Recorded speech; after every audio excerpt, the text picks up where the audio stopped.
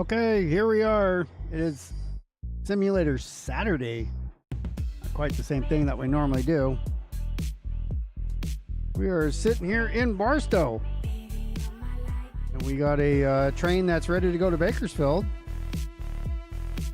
So I just asked permission to go, and we're going to get going here in just a second. Tomorrow is the UFC 250, so normally on Sundays we do the stream, but today is going to be Saturday. Simulator Saturday today. I do have Broadcastify open. It's doing some sort of loading deal. Let me break open the pop out here. Let's see, where did it go? Everything's kind of going crazy here. So let's see if we can get that in. Unable to connect to feed. Let's see what's going on here. Having a problem? I don't think we're having a problem with the internets. Doesn't look like it. The whole thing of doing live, like when I started the stream, but it didn't actually start, you know, right away. All right, so what's going on with this? Unable to connect. It just go down. We had a feed live and then it went down. So let's go back to San Bernardino County. I can show you what I'm doing here. I'm on Broadcastify. I do have an account, and I wanted this. Oh, there's actually nothing there. Let's see. So that one's connected. I wanted to do I was trying to do this one. There were 3 people listening to it. See if we can get it to it now. Yeah, it can't connect the feed. It must have went down right as I started. I don't know what that means. That's not where we want. Go back. Get some things going here. I never turned on my audio for this. But we'll do, I don't know, that might do something. We'll see what that does. Listen to it for a minute, see if it's not too loud. And then I also have I need to bring open the under downloads, signal rules. We're going to be on UP today. We've got to do the UP signal. Make sure we know what these mean when we see them. Actually move this over a little bit here. All right, so we're asked to go out, and I think, let's take a look here at F3. Let's get rid of the map. We're here, and it is going to get us out of the inspection yard onto McKinley. So let's do that right now. Let's get going.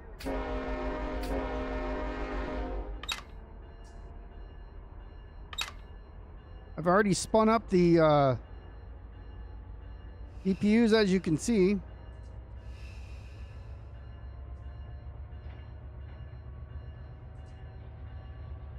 I only wanted notch 2, by the way. So this is going to bunch us up right here. Let me get a little bit more. We are a heavy train. I'll show you those details here in a moment. Just for one over.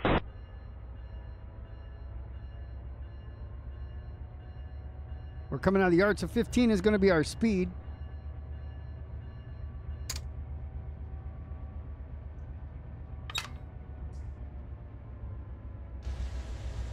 Show you exactly what we're dealing with here.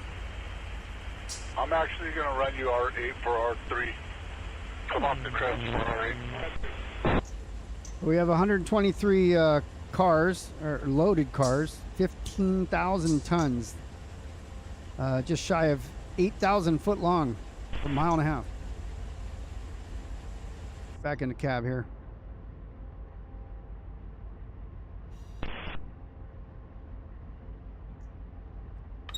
We gotta watch our signals as we pull out here. We're Actually, I'm sorry, I can't go to R3 with you. I just added cars to that R3. I need to bleed that and get it working. Turn that down just a little bit as I'm looking here to see. We are I have to go to R9. we're cleared up. I don't even know we're cleared because you got all this traffic here. Yeah, let me talk to everyone. So Yeah, I think we're just cleared on the other side here to Hinckley. We're in this, we'll be coming up this stretch here. So we're cleared up to Hinckley. Got a train. This guy's coming eastbound. The Z train. They're having a conference right now. Hey, stop where you're going and turn around, please. I guess they need It's still locked assistance up. at 50 They're doing TYs, but okay to come out. Stop where you're going and turn around. That's not a good thing to hear. Service side for D9. I think we're listening to multiple channels here too, by the way. You'll need to set out. Louise, you When here? you're ready, I got the car number for you. We'll keep some of these things on. Stop and come back this way, please. That guy's probably going the same way we are. You copy, it is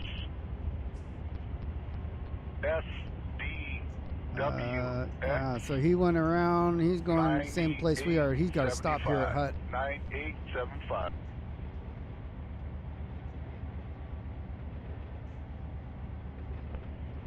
Okay, to come out the service side, pull back for R9, stop short. I'm sorry, D9, stop short. I got to kind of manipulate the throttles here. We're coming out. We're right at 15-mile-an-hour limit. I'm going to do a distance countdown starting now so that I know when I'm out of the yard onto the main line.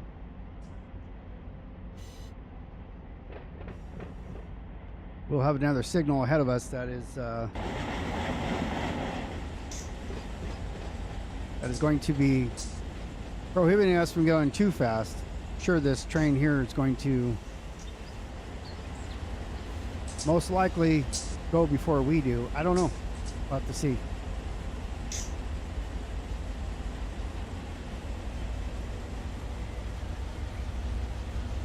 We shall see.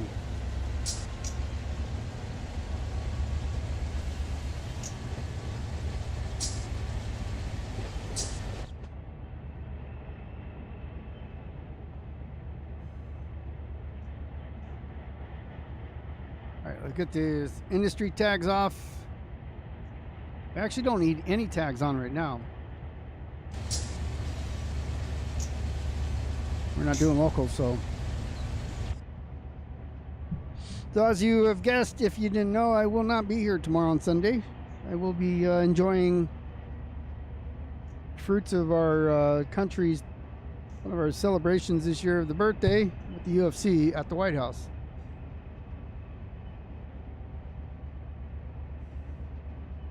There's only two kinds of sports that I'm really into, and that one is the MMA, but UFC specifically, and the other is NFL with the Cowboys specifically. I like America's Cup too, but don't usually get an opportunity to watch those live. Got to kind of do all kinds of weird things to watch that stuff live. I'm at 15 on the dot. Let me see if I can get a notch 2 and hang in notch 2 there. Currently, we're under BNSF rules, but we will be shifting over to UP rules once we get on Tehachapi.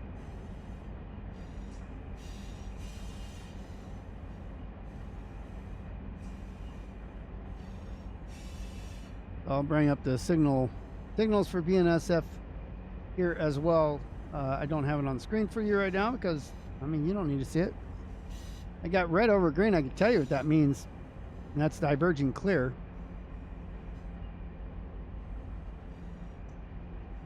And as soon as I have an opportunity to get on Broadcastify over to the channel that we're trying to listen, because I mean, this is the SEMA sub, Daggett to Urmo, so it's some of this, and it's Barstow to Manola. So it's kind of going the other way, but it's the closest thing we have. Let me see if I can get anything now on the Gronk radio network. But we don't want the Needle sub. We want the Cajon sub. Let's see if it's live yet. Nope. Yeah, it's live. There we go. There we go. You should be getting mine here shortly. There we go. So now we have them in our right ear. If you're wearing headphones. So this is the Cajon Mojave sub from Phelan Hesperia. And it's BNSF UPRR on broadcastify.com.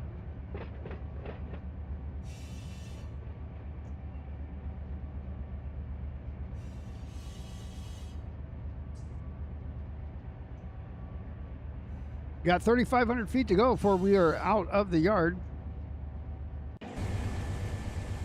Here's our trailer. It is a Dash 9 with an ES 4400 right in front of it. Coming out of the inspection yard. We do have, do we have 2 or 3 mids? So let's take a look. Take a look and see what we got. So we have 4 on the lead, 4 in the head end. We got 3 in the middle, and Trash 9s with the ES 4400. And then we got 2 trailing, which gives us HBT 1.7. And that's irritating. Turn that down a little bit.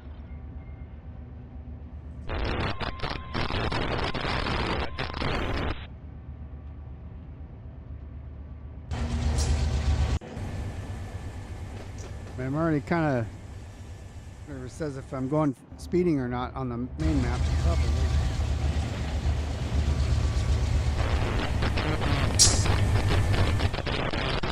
This is the thing with having multi-monitors. Yeah, it shows us, it shows him stopping and we're not speeding yet. So we'll go ahead and slow her down just a little bit here. I may have to change the stream if this is what we're going to hear. Modulation's off or something.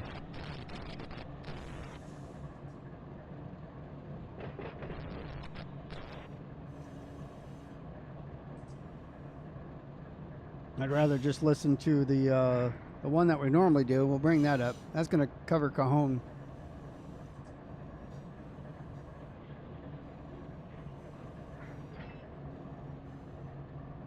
See what my track speed is here.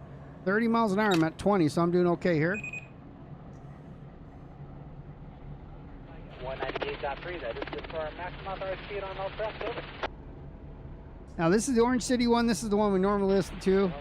We just can't pick up the area that we're in very good, so we're going to bypass that for now. Have some real live comms in the background.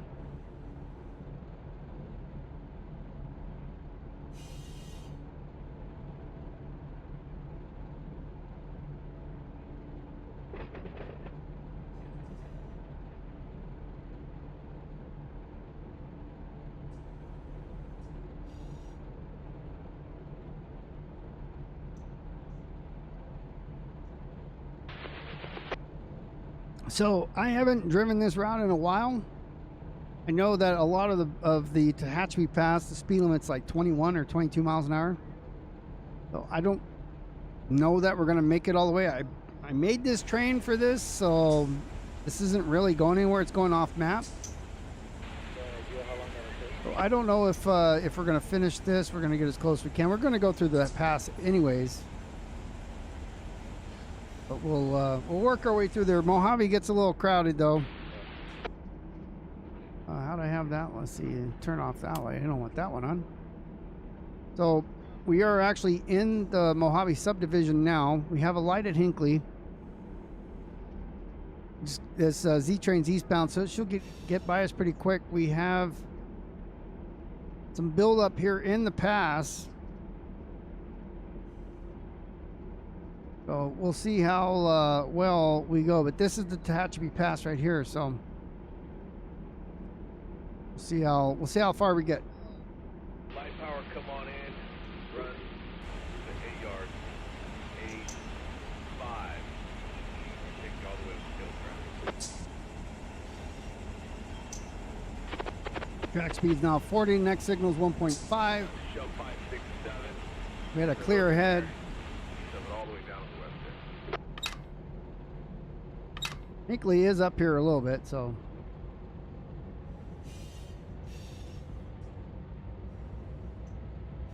speed her up just a tad bit. We can go up to 40.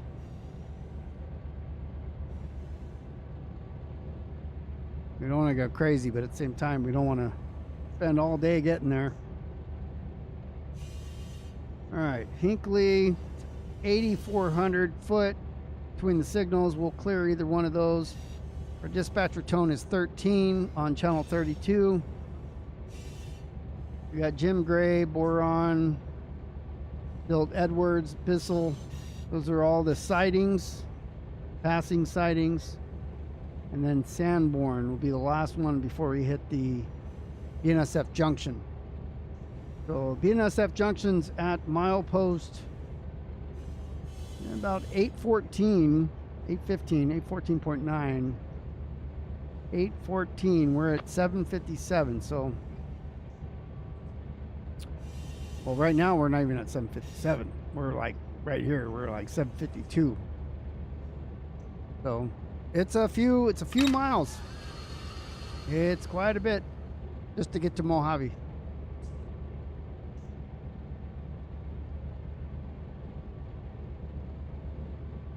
I certainly delete some of these trains coming in, but we're not too worried about those.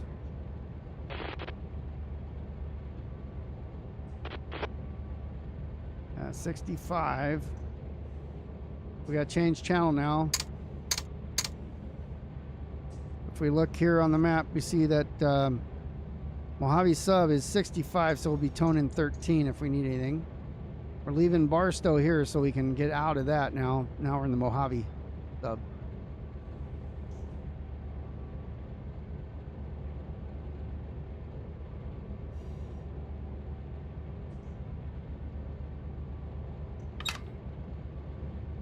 Let's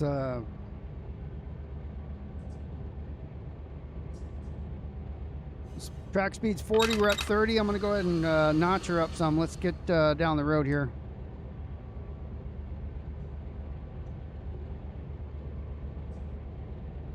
We're not at 40 yet, so we'll activate our belt at Whistlestein.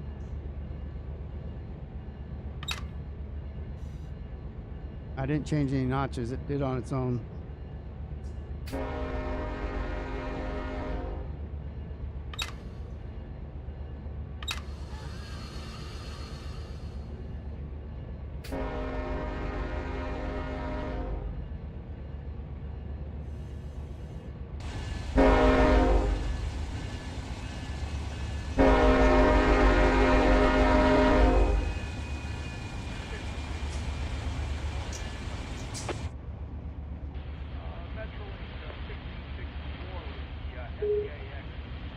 So 7236 is us. We're late wait for at least one train. It's that Z train coming towards us. So BNSF 7236 westbound. Understood. Copy that. We'll be over at got a light, got a red coming up at Hinckley.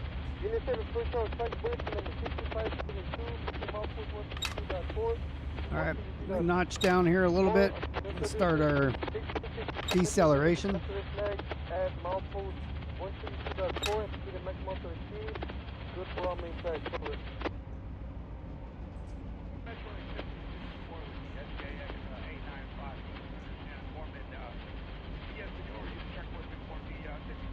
Well, let me look at the map here.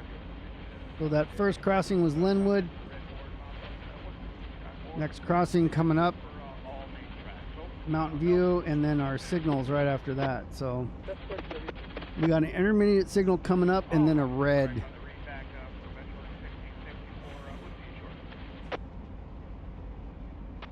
Hey, that 8401, I need that thing facing east with your feet. I see a signal up there. Oh no, okay, yeah, straight up PNC. It is an approach medium by its flashing, so we're not exceeding. We can pass. Yeah, I'm on 5. I'll let It says prepared to pass the next signal not exceeding 40. You know what I mean?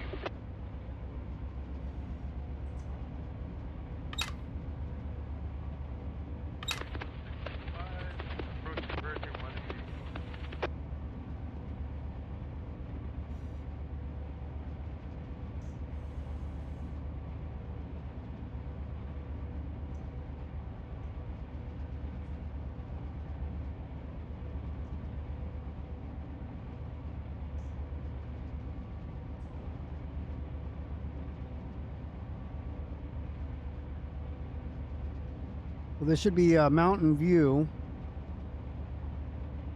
after this signal. This signal should be 74.1 or 754.1. Confirm that when we get up to it.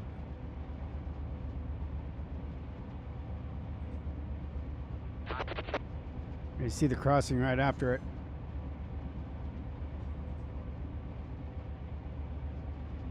Then a mile, about 2 miles later is the next signal. Can barely see it from here. It's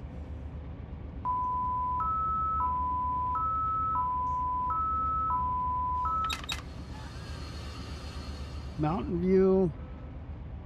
Well, it shows the next signal. Are we clear through? Let's see. Yeah, it tells us we got to. Oh, I see. So this is the first signal that I see up there, or the farther signal I see. This is the one we need to stop at. Okay.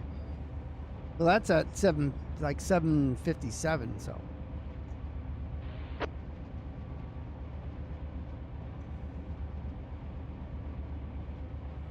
But we just had an approach median. The next one will be an approach.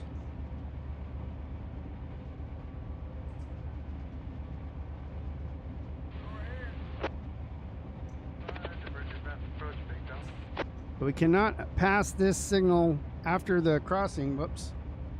More than 40. And the next signal is going to tell us, hey, if you see this, you need to be at 30. So.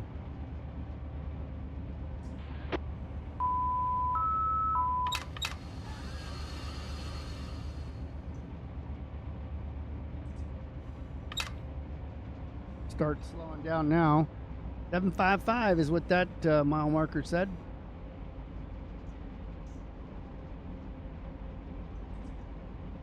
So we got 2 miles. 755 to 757.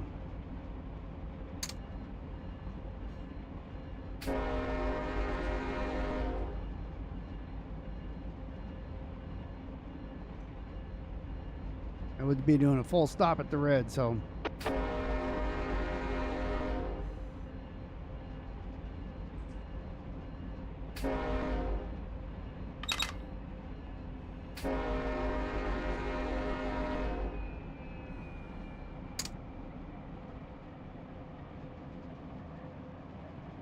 Alright, so we got an approach, then we got Hinkley Road.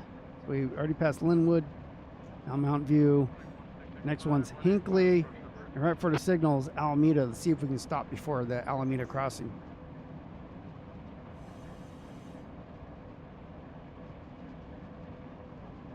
Like right at the signal.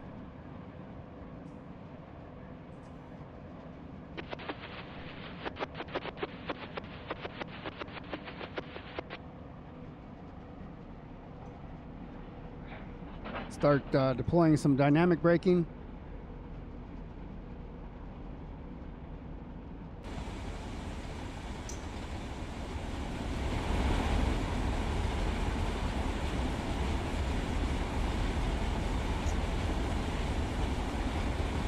One mile to go there.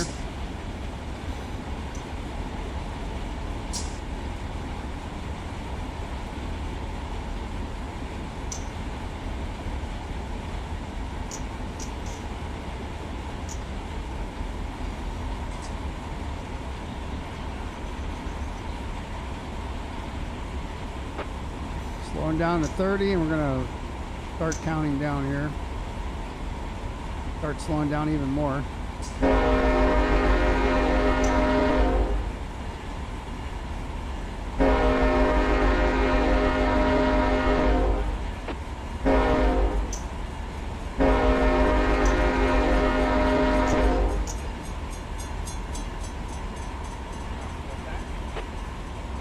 Started a countdown distance tracker here. Start counting down from the siding to make sure when we get the rear of the train in, we can fit it all in there. See the other train ahead of us.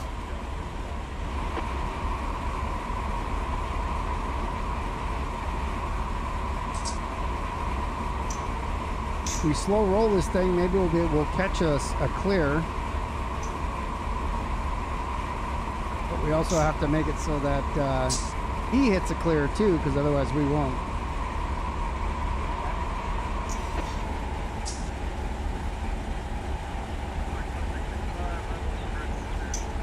I got 6,200 feet in here. I'm at 15 now as we have 6,000 feet to clear. People at this siding, this level crossing up here are going to get extremely upset with us because we are going to block that. Nothing we can do about it.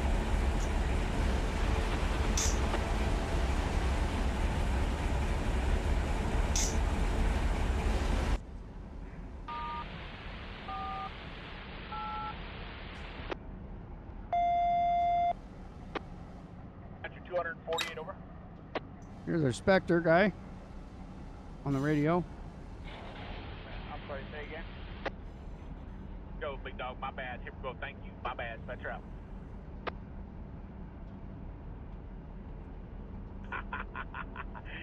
Let me see, I don't think I can get this switch. Here we go, Spectre out. You're like an ambassador. Let me see if I can get their attention and see if they can help out. I got 5,000 feet behind me. I'm not going to catch that green. You hear him hitting the brakes. I didn't have my radio with me. You guys north, I am speeding up because I think, oh yeah, he gave me a proceed. But we are going to catch the green.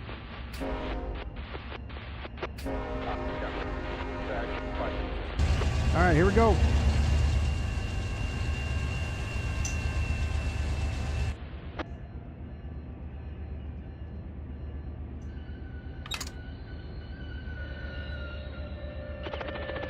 I see the green up there. Here we go. the elevator right now. They must have gone around this little building here where we couldn't see it. Mark 568 in an alley. Things are already lined up that direction. And then we're clear through Jim Gray, which is the next one. That's good. This eastbound here is going to be another Z train. So he's got a red there. I don't know if we're going in the boron or tilt. He's cleared through, but we might get around.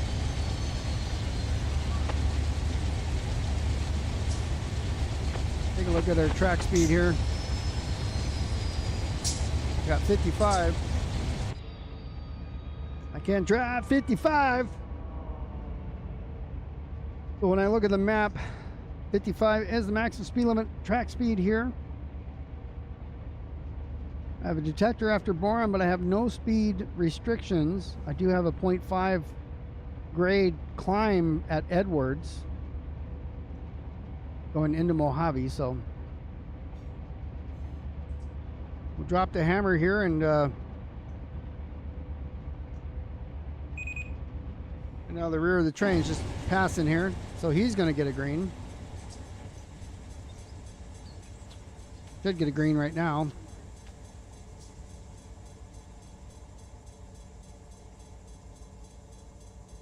I'm back up to 38.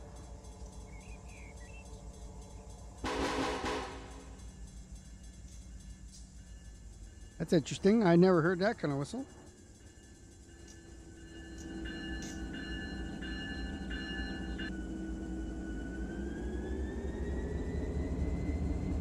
That's AI. These people are going to be there for a while.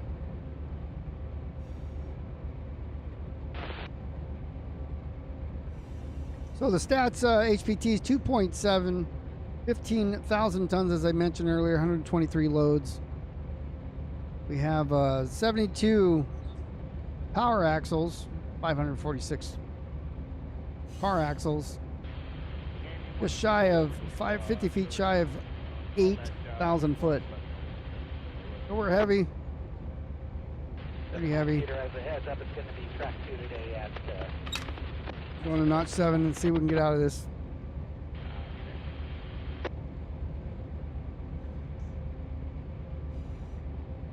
Right now we're going down into a gully here, a glug ditch.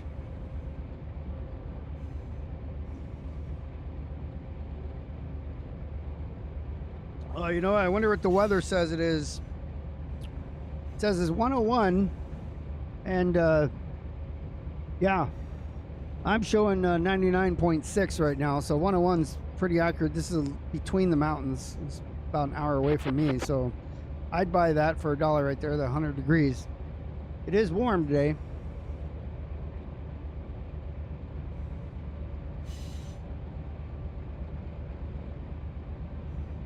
It is a warm one, that's for sure. 79 approach, bridging line 88.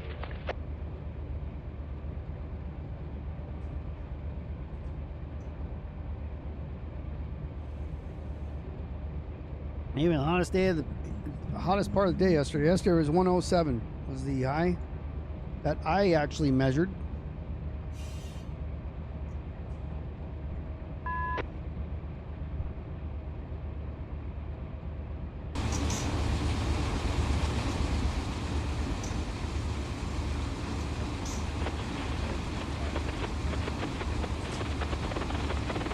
We have a mixed freight consist today.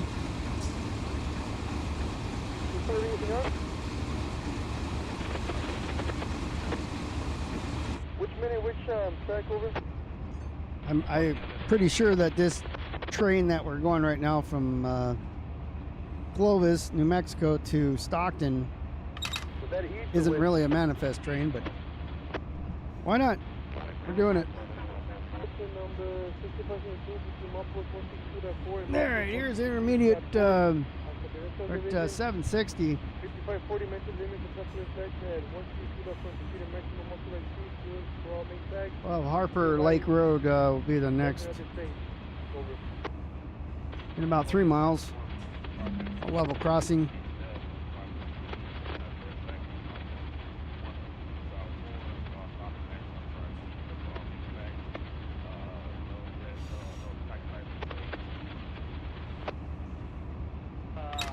I'm with you.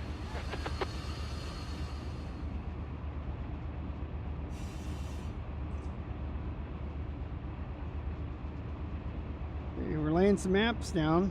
That truck's the Notch repeat. 5 Over. all the way around.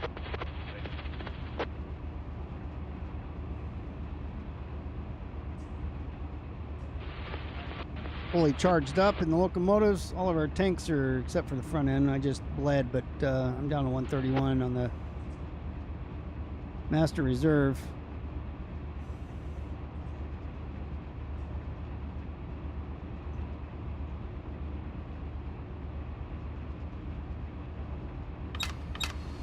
Seven nine approach diverging at 185. Got an overspeed at 55.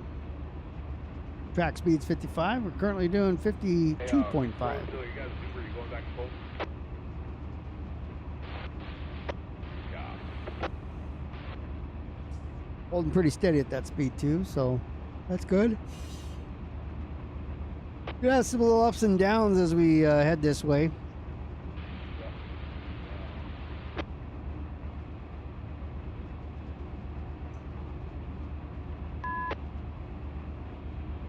San Bernardino dispatcher answering on.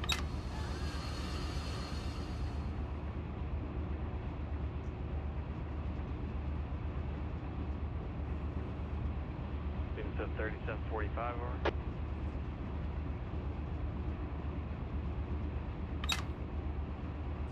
Going to notch 6 here, or actually I dumped it down to notch 4. 3745, you have permission to make a change of direction. The OS San Pedro Junction, Downey Lido.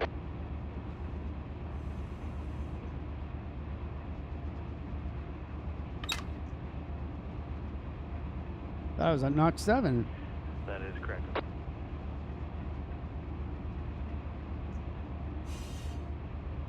Alright, thank you, dispatcher. What's up, NM? I have not derailed yet. Almost. If I'm going to derail anything, it'd be this train, though. This sucker is sucker's pretty heavy.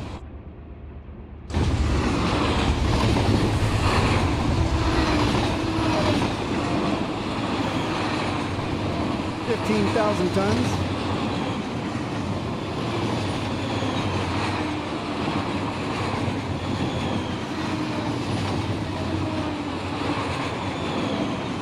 Just taking it for a spin.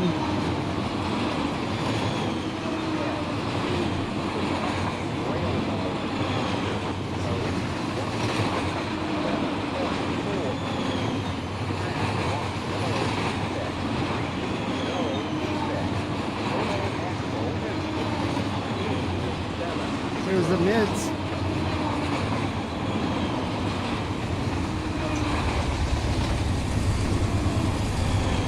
Couple trash nines there. Pushing and charging from the middle. Actually, a set of trash nines. It's led by an ES 4400. And then in the very back coming up, we got ES 44 with the trash nine in the rear.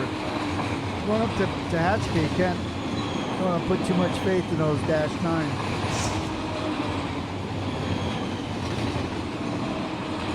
Hell, if we make it. Got another hour to go, so depending on the signals, a lot of traffic out today. It's Saturday, so.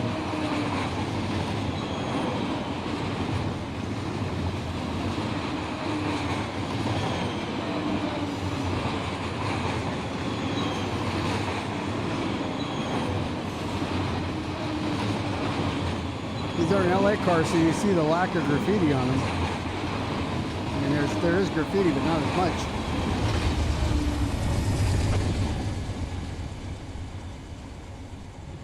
Bet you didn't have one like a flamethrower in the rear. It's always fun.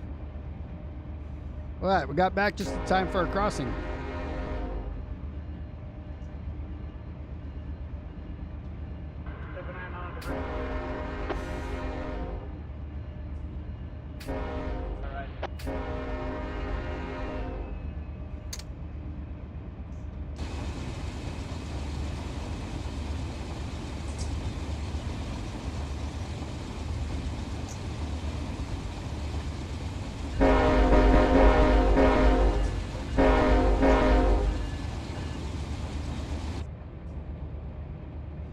All right, this intermediate signal here, as we come up on it, take a look at the numbers. I got 765.1. So 765. That's just after the detector. So I've got 765. Jim Gray is at 772.9, but 772 is the beginning of the sighting. So 65 to. That's 5, 6, 7 miles.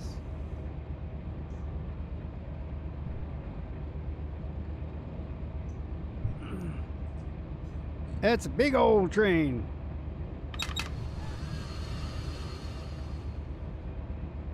Got some cabooses. She got some pushing in the middle, though.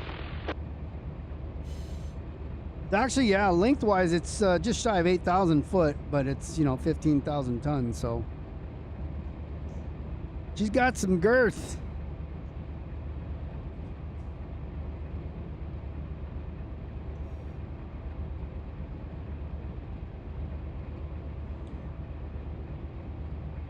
The maximum, and it has to do with the length of the signals and the sidings. So the sidings along this route, they're not bigger than like 8,200 feet, 8,400 feet. There's some 8,200s. 8,300s, 8,100 in Edwards. So we're limited to 8,000 feet of length, and we are within that standard there. The shortest one is 7981, which is the Bissell sighting. And 7981, we would just fit in there with 30 feet to spare.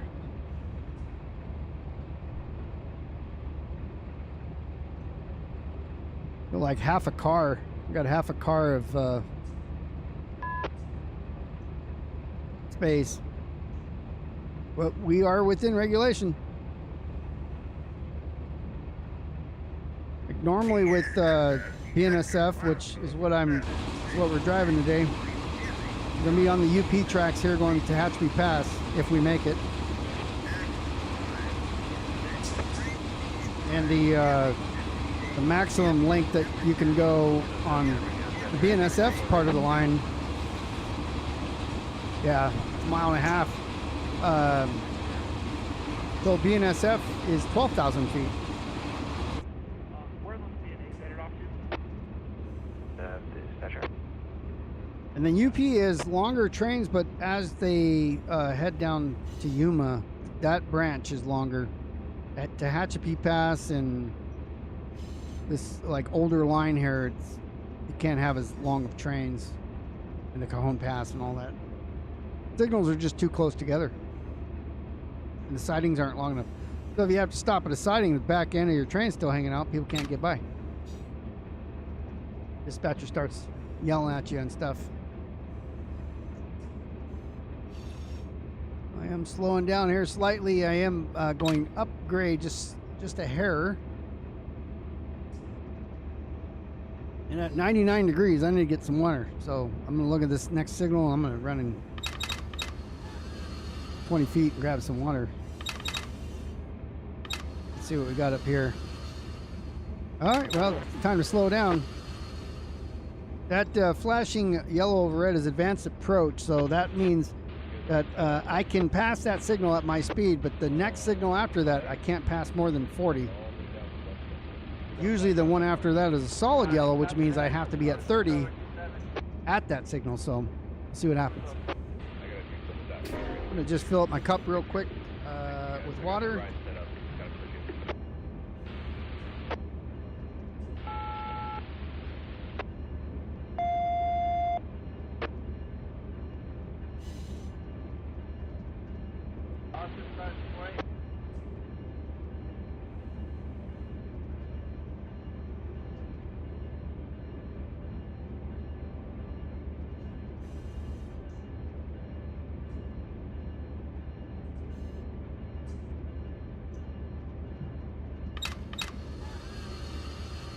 Did I hit a emergency or something?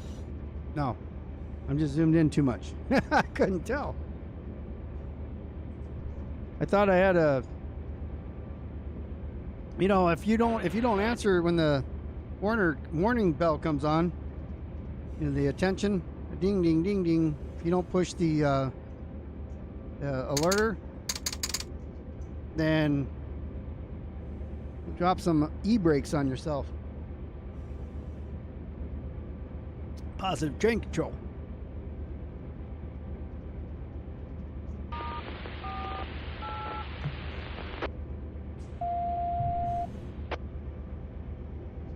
All right, so this should be coming up on Jim Gray siding. I don't think this is it here. Might be around the corner. This is intermediate, so I think this is the 769, or it could be the 766. Intermediate. Probably the 766, because then the 769 would be a solid yellow if we're stopping at Jim Gray. We'll see here in a second when we can read it. 769. So my first choice was this one. So the next one will be basically the switch for the siding, and we'll have a solid yellow at that one. There's the alerter. That's at 772, so that's 3 miles away. Then we have less than a mile to our red light. 7.4. Track 1. We're looking at this middle row here. So we're going to be stopping at that light. He's going around us in this siding, and he's a Z train. So if we can get her after he crosses, we might be able to just keep going like we did on the last one. And then we got all these to get through. So Jim Gray is at 772, and we're going all the way to 813. So we're getting there. I'm going to speed us up just a little bit. I have till the next signal. At the next signal is when I should be at 30. So I'm at 30 now. I'm just going to maintain 30 miles an hour. or 31, 33, whatever. I don't know how much I can get up to with a 0.65 grade climb that I'm doing. Amy, did you say that'll do? No, I said high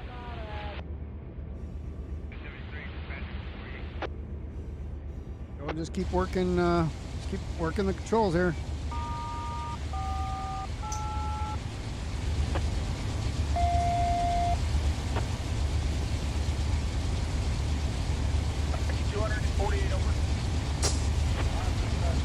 There's going to be our yellow light ahead, I believe. You can see the solid yellow. It's way in the distance. It's right here. Yellow over red, which means we should start slowing to 30 now.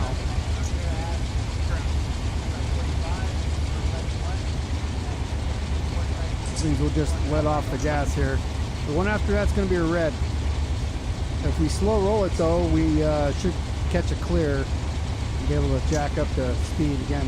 Because it looks like we're the only, nobody else is coming towards us here on the BNSF Sanborn at Barstow. You're talking about the signals? You're going to ask what the signals mean?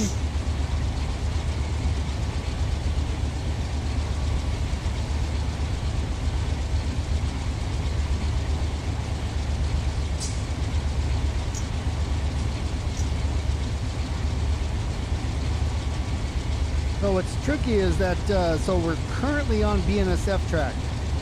When we get to the Mojave yard, we'll be transitioning over to the UP track, and their rules are slightly different.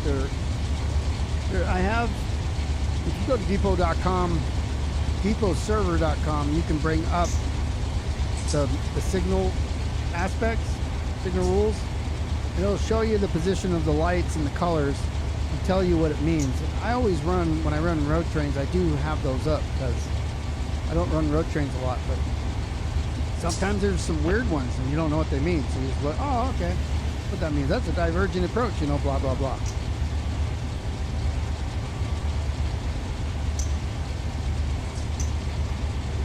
All right, we're at 30 as we approach the signal up here. This is a control point signal. Not an intermediate signal. This is the exit from the Jim Gray siding coming towards us.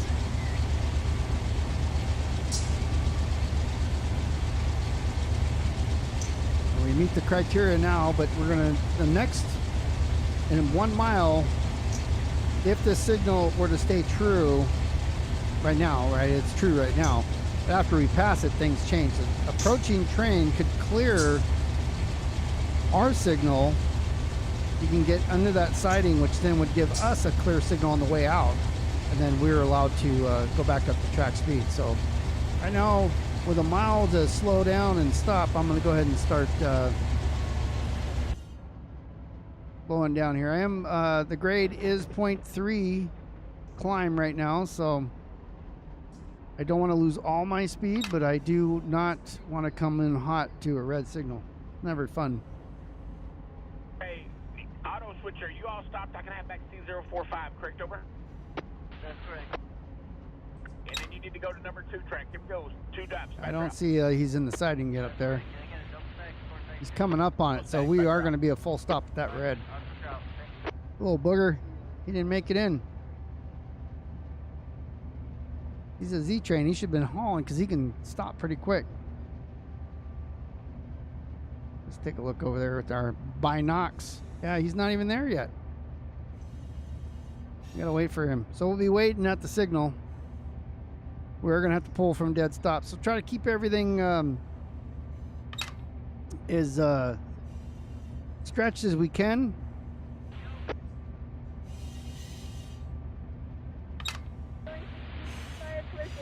You see, I'm going down into a dip right towards the signal. That's gonna want to push me faster. So I want to get ready for dynamics. I'm going to go ahead and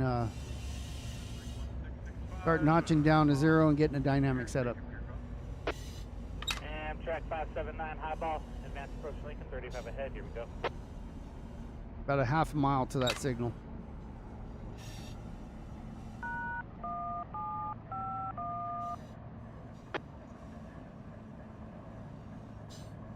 most of my train is not here in the gully, so once it starts coming in this gully, it's going to start pushing me. Right now, I'm going to let the momentum keep going with the slowdown as well.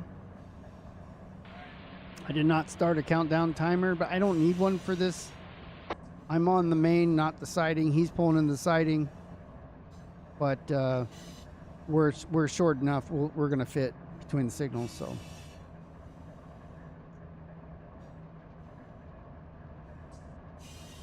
Let's take a look here. Yeah, he's got a proceed, but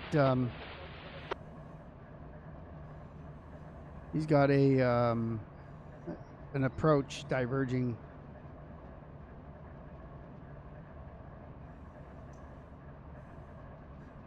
I'll go ahead and give it a notch here, just one to keep us. Well, I wanted one. The rail driver wanted to take another one.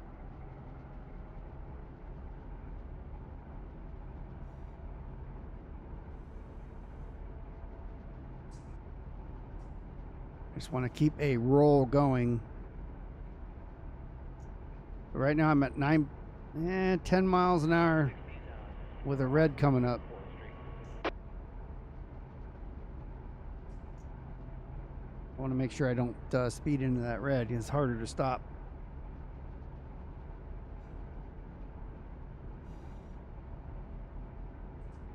Amtrak 79 approach diverging.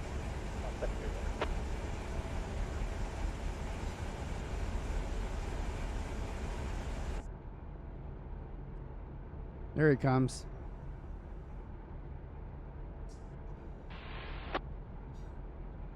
It was a little further out than I thought. I would have started slow rolling before that, but you know, we're okay. We can get going again.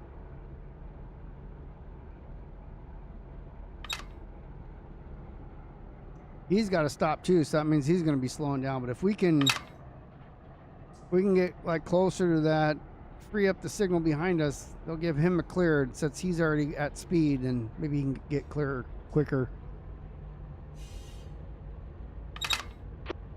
But I don't see us clearing each other here because he's not in the side. If he was already in the siding and I was doing 10 and he was, you know, doing 10, probably be pretty even.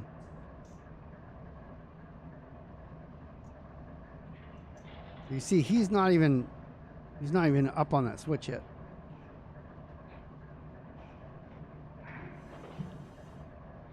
All right, I'm gonna go on dynamic setup now.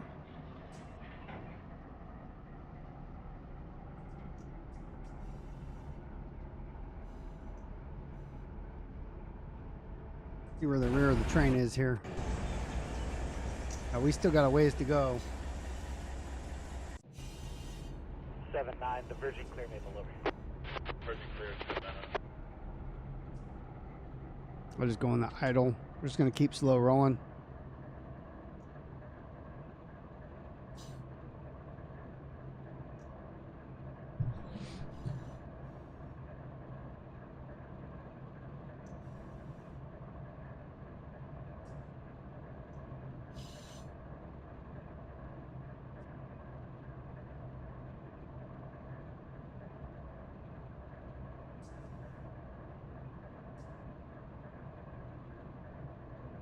That's what it looks like from my view. Go on the outside here.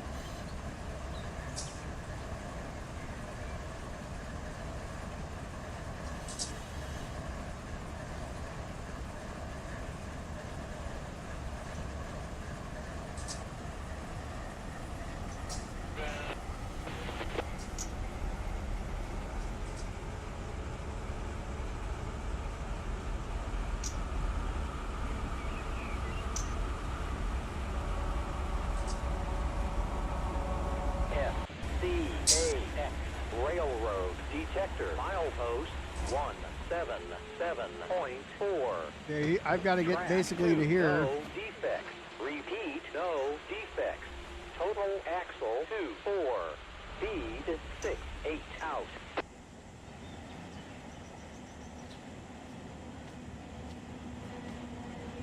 I'm still a ways away. I'm going to go ahead and notch her up, climb this little bit of a hill here. see. Yeah, he's still a little bit of length back there. X910 west, and our limit, that's red flag. Outpost 198 out there, that's good for max speed. Westbound, good for traction. He has the train brakes on. Read back Metro line 15, X910 west, need a bit, and we can rest your day out.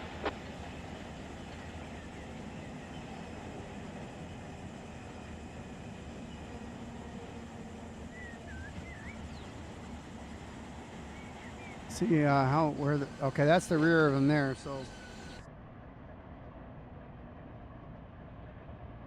once the rear of him clears, we might be able to stomp on the gas. I'm almost clear, and he's almost clear. Well, here comes the rear of him here, so I should be getting a signal in a second. I'm just going to keep rolling around 8 here. He's officially clear of the main, so I should wait for that signal to drop, and hopefully I get it clear before I hit that red. 250 over. Going to go in a dynamic setup just in case, but there we go. There's our green.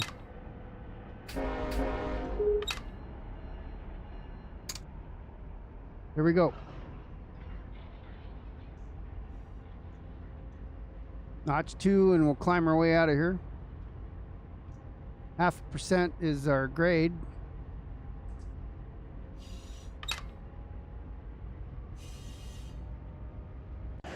He should also get a green now because we should get a green here as we are just clear.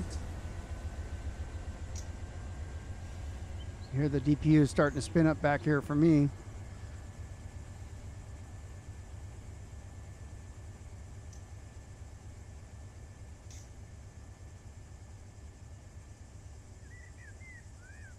There's his green.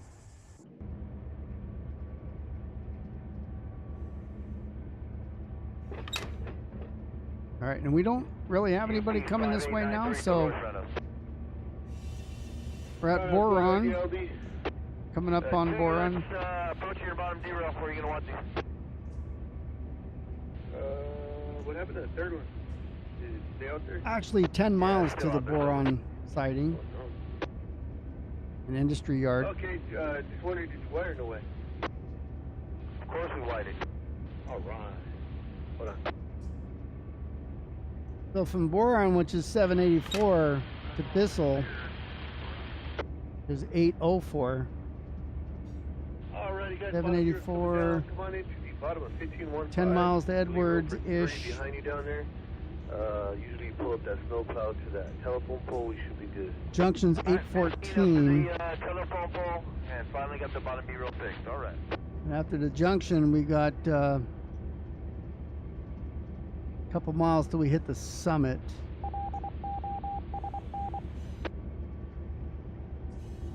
We'll see what happens. We should make it to Cable, and then we can always stop at a signal there and end our trip. But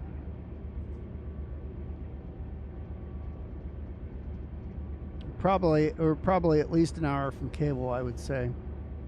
579, high up there. It depends on the traffic. I'm working my way up to 79 high ball on clear. Here we go. 55 here. Freight is 55 on the line. I can't see back there. Did I actually get you on? So me? Yeah. Okay, I know I stopped short. I was just wondering. There's a grade, 38. No, I mean on the platform. Oh, this platform. Absolutely leave it at you. I got door override right here.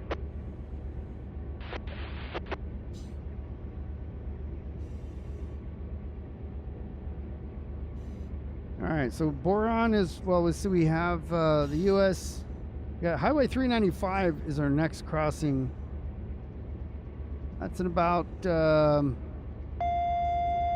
we just left Jim Gray. We do have an intermediate at 776. 248 over. And then a mile after that is going to be the crossing. Holler over. And then Boron is at 783. So that's 10 miles past that. I got you lit up, big dog. How many autos you taking over?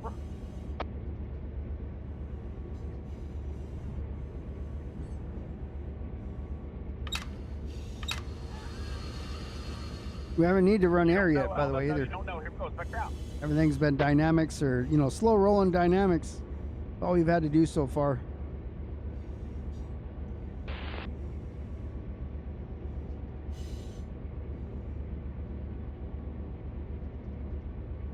You ready for 250 tomorrow, NM? You're gonna watch it? It's only what, 7 fights. They're gonna do like they did at Sphere. They're gonna do like a lot of blurbs in between the fights. You know, the pre-made movie kind of things. That'll be fun. Who hasn't made their picks yet? Let's see. Whoops.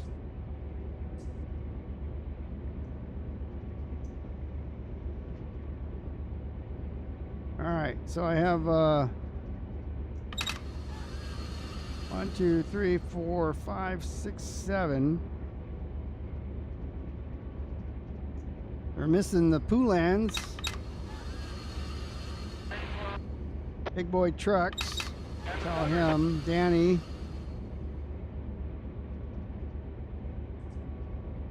You see, Big Steve made his. So yeah, like that's it.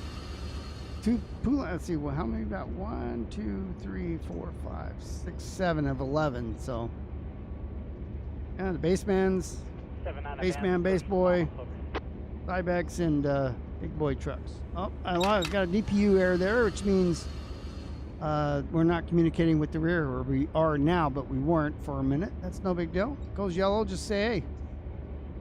Yeah, it could be good. Did you tell your son about the discount for the Paramount Plus?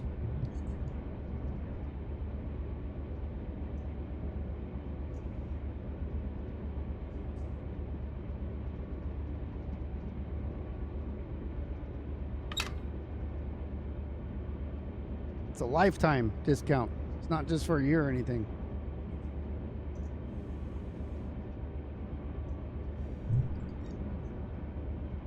Okay.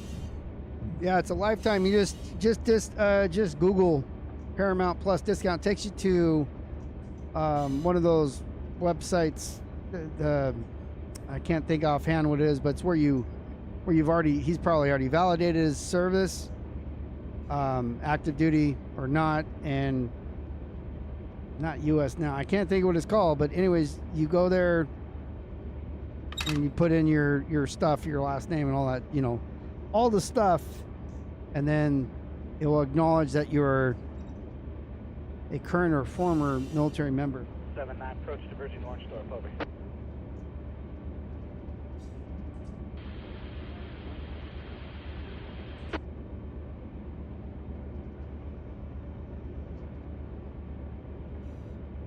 And he may, like, if he already has Paramount Plus, and he didn't get the discount ahead of time, he may need to cancel it and do it, or maybe you can just do it and apply it. I don't know. I pay by the year, so with that discount, and I have the premium tier of the Paramount Plus. I forgot what else it comes with. But with that discount, the 50% off, the discount makes it $50 a year for the premium tier. So I'm like, heck yeah. Yes. Just Google it. Let me see here. Let me get the whistle off, because now we gotta do some important things here. Let's bring up Firefox. Have you talked to them recently? Over?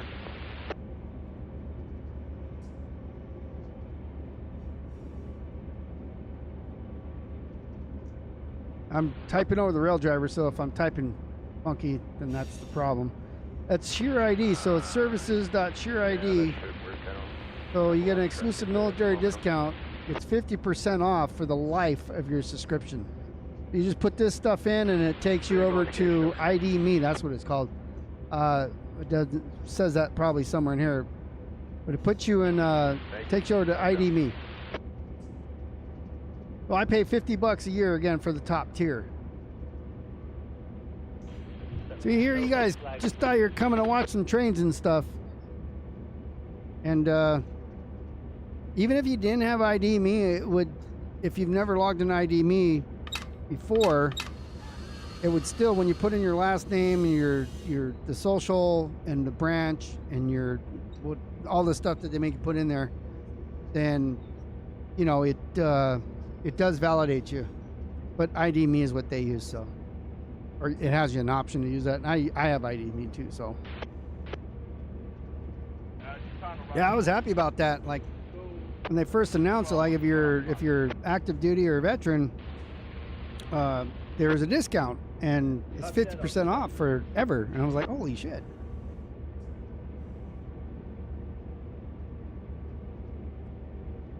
Because I had ESPN Plus, which I hate ESPN. I hate Best Buy and I hate ESPN. They're just, ESPN's supposed to be the premium sports network and they're the absolute worst. Broadcasting everything. All they had to do was play the UFC live and they messed that up all the time. Now, I have to say Paramount Plus ain't much better, but they've only been doing it for, you know, a couple months now. I've never seen anything on Netflix, so I can't talk to that, like Netflix Live, you know, streaming or whatever. So I don't know if they've done a good job or not, but. All right, somebody got pulled over there. We'll give them a little,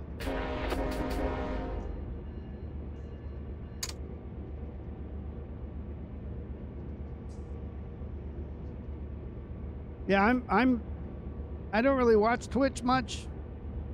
I do Twitch, but I don't watch too much of it. NM I watch on Twitch every once in a while. I just don't watch. I don't have 2-3 hours to burn on Twitch, so I really never watch it. I watch YouTube because most of the stuff on YouTube is only, you know, 30 minutes or so. Yeah, when they merged it, when Disney, like, that's why ESPN. So ESPN sucked for like the last 20 years anyways. Just the quality of their production. If you look at NFL, if you look at college, to me, like, college, the way they produce it is okay. But when you look at channel like NBC and Fox, CBS, the way their production works on the NFL, and then you watch on the ESPN, it's like child's play. It's like they don't know what they're doing compared to the networks. Guys, 5931 over. Who do live sports, you know, once a week or whatever. So, listen, you can watch dodgeball. There's also the vehicle rollover contest that I've seen so many times where they flip the cars off the ramps. You know, that's great. I love watching some of that stuff. But yeah, I mean, ESPN, if it don't come on, if I watch ESPN, if it's something on live there, if it's, I want to watch it, but I drop them like a bad donut. Yeah, just hand the bag back to the crew in the bag. I drop them like Derek Lewis is going to drop his shorts if he wins. His balls is hot. Yeah, I couldn't wait to get away from ESPN. Yeah, see, I don't like going to the live events because I don't like all the people there. You know, there are just too many people jammed in a small spot. It takes forever to get in and out because everybody's preoccupied with themselves. They don't care about anybody else. So I'm generally, and when you go, you can't see as well. You know, you have to watch the TVs when you're there. You do get the ambience of the crowd, 100%. You definitely are living it. You're in it. But you're still going to watch the monitors, so why not just save $1,000 and stay at home and watch it on TV? All right. You gotta suffer in the heat. Yeah, I mean, it's 99 here, so I'm suffering in the heat right now. Talk to you later. Make sure you get your discount.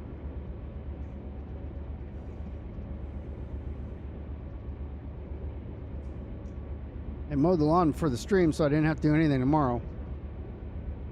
I think it was only 96 at the time. I have the swamp cooler blowing up, so it's cycling the air from where it should be hot down, you know, so it's making a whatever. I don't know what you call it, circular motion of air. And yeah, but what's your humidity? Mine's 28%.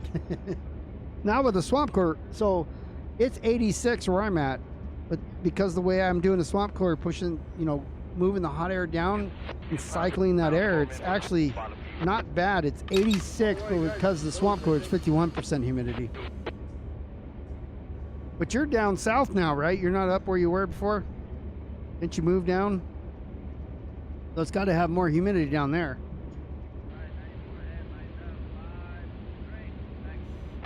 Yeah, 45. Not as bad as where Poulan's at, or up in the northeast where it's like 400% humidity. Or Texas. Jesus Christ. Texas is probably 400% humidity right now. That stuff is nasty.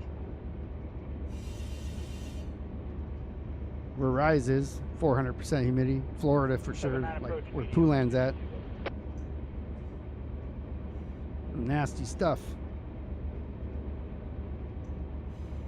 You get nosebleeds out here because it's so dry when you look down and up. But at least you can breathe. Yeah, I bet. All that corn. All that corn releasing its moisture in the air. You ain't got too much corn where you're at now. Well, no, actually you do, huh? Because they make whiskey there. But except you're probably in a dry county. You're where they make whiskey, but every county's dry. You like can't buy what they make locally. It's crazy.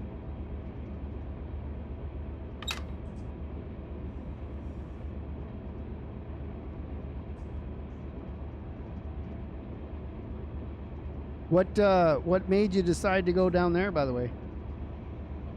Oh, you're not in Dry County? Cool.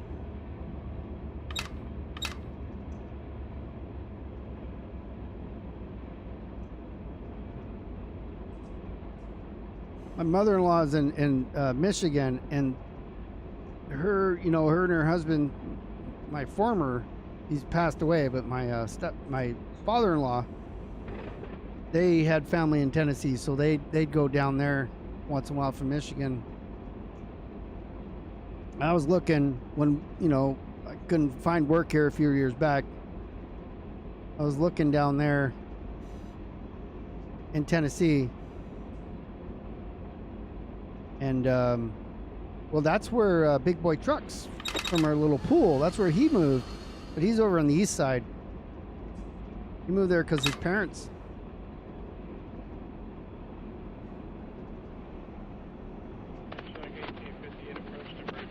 He was a Florida guy, too.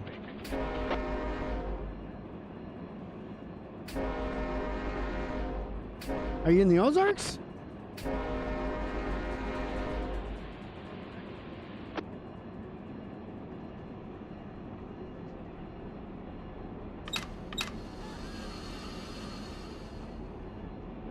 I know a lot of people, you know, come here to Southern California from not necessarily the hilly areas there in the middle of the country, but they'll come from Florida, from Georgia, you know, Mississippi, Louisiana, and they come here and they just are amazed at how the mountains are here.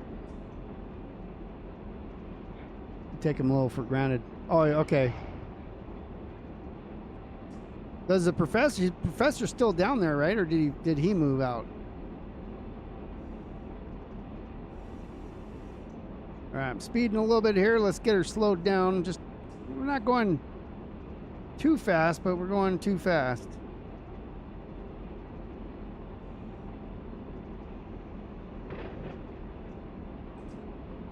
I'm doing about a mile over what I should be doing.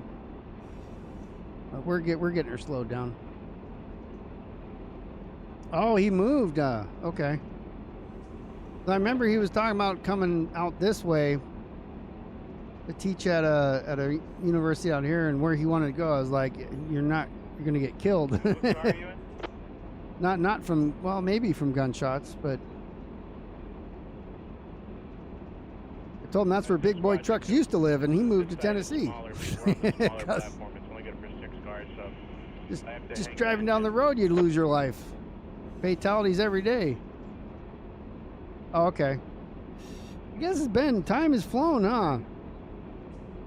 We haven't been online together in a while. I think Arco invited you this last week to play golf after you beat my keggers. I figured it was time to walk the dog anyways, but Poulan had to call off that night.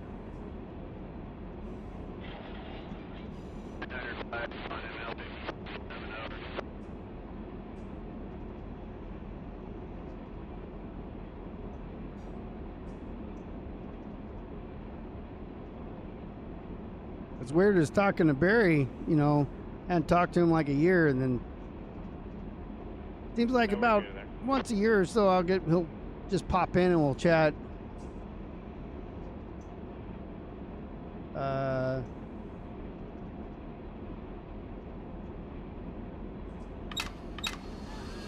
Oh, you have a backyard now. There you go. Oh, you don't have 25? I think it just came out with 27, so I don't know. 23, I mean 21 I think was the best. 23 was a little worse, and 25, you know, it doesn't let you swing the same way anymore. We've learned how to deal with it. It's, you know, we still play, but I think 21 is still for me the best one. And then we had that, you know, the map. Copy 1917, I'll go that way, and then they're going to be 7 in, so the FSO, FSA, whatever the hell it was called, you know, in the town. 21 was the best. I don't know why all these companies feel like they got to change everything. If they put out a new game, Transport Fever 3. What's the latest on that? Because I saw the same video you did where they're talking about, oh, now so-and-so bought it. Now it's going to be a piece of shit, you know? It's probably why Colonel Failure left. Probably saw the writing on the wall. What's up from Argentina? Probably one of those soccer fans. I'd say I'm not. World Cup.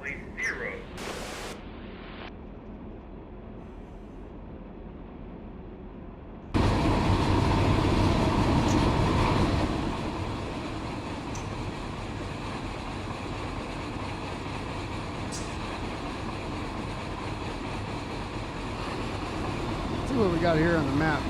Okay, we're clear all the way through Edward, so we'll let her go.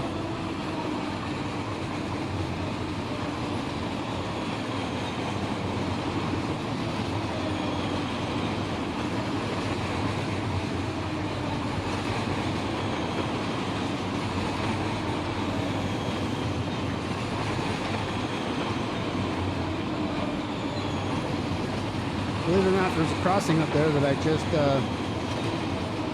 whistled my way through.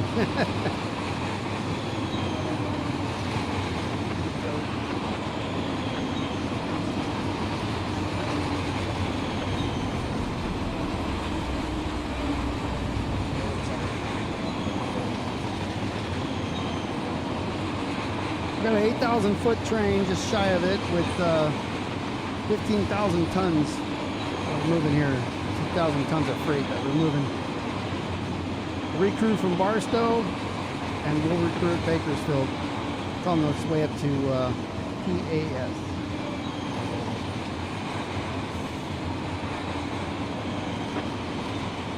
Well, actually, no, it's going up to Stockton. STO.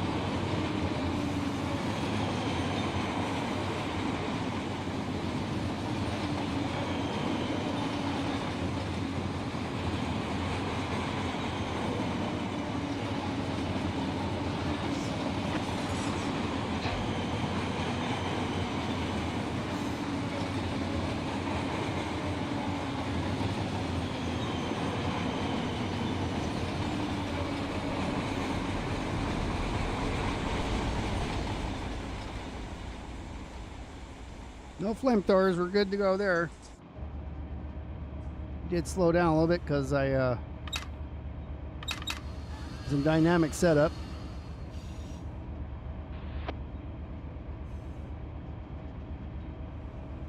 This is Is that your friend? Tilt siding. Edwards would be the next. That's 6 miles away. Let's see, Silt. We're in the middle of Silt. 6, 7 miles.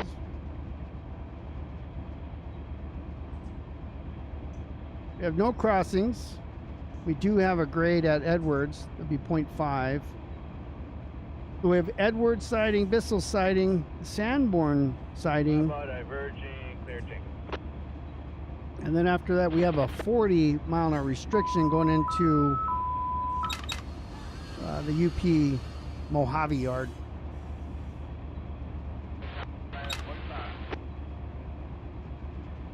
Currently, track speed's 15 miles an hour. We're just shy of that right now.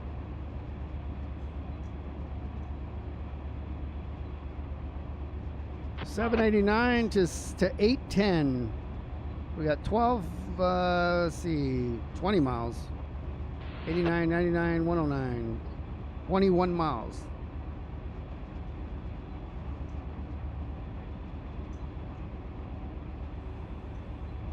That gets us to the Mojave yard.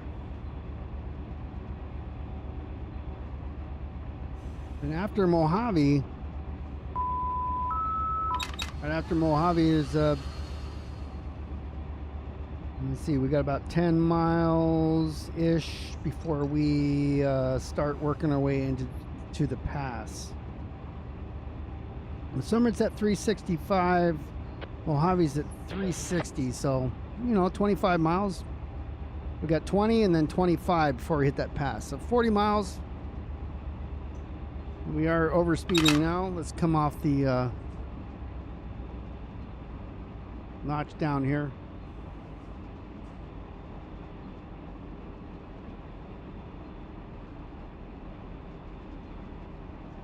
Put a little dynamics on just to bring her down.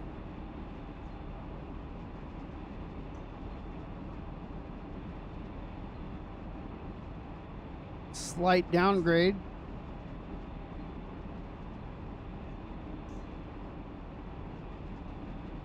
No detectors here to rat us out though. So we're at 55. So now we're good.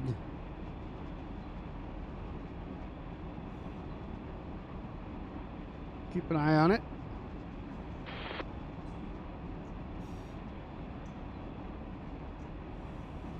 Oh, we got a train coming towards us. They're currently in Sanborn. So let's see. We'll race to Bissell and see if we can get there before they do. And that way. Well, actually, we want them there before we get there. But they have to pull in the siding.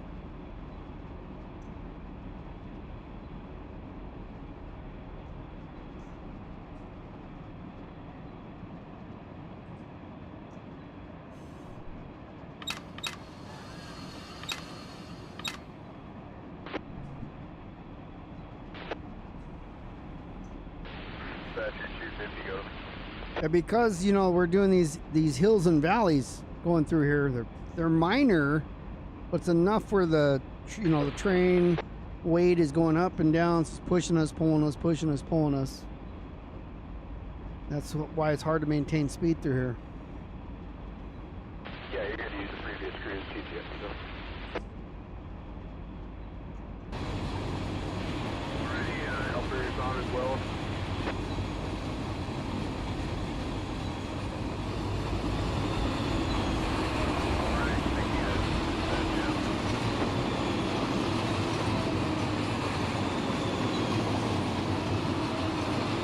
Get a better look at what we got here.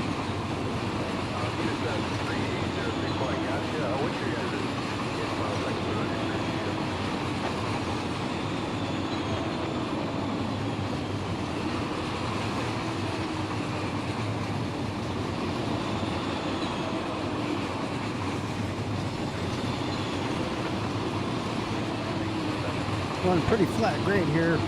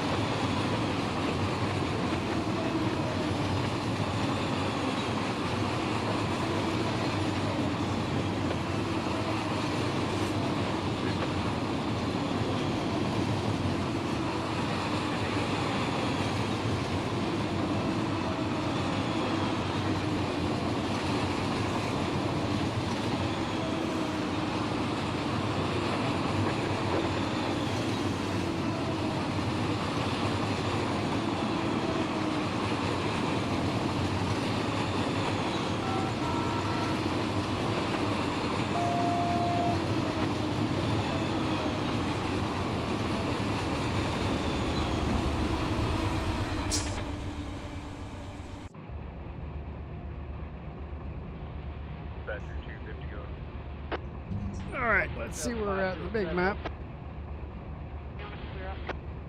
We're clear through Bissell. The Bissell siding, and then who knows whoever this train here is going to be this guy, BNSF, so he's a auto rack.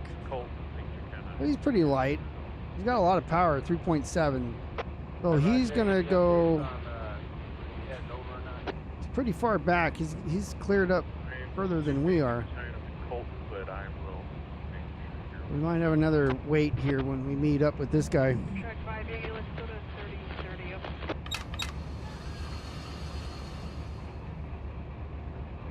That's what we're doing. We're railroading.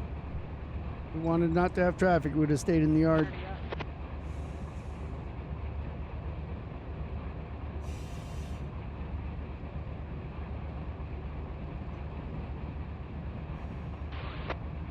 Looks like I'm doing a little bit of a climb here. Let's go into notch 6. Yeah, UP 7507, corridor 6 This is Edwards here.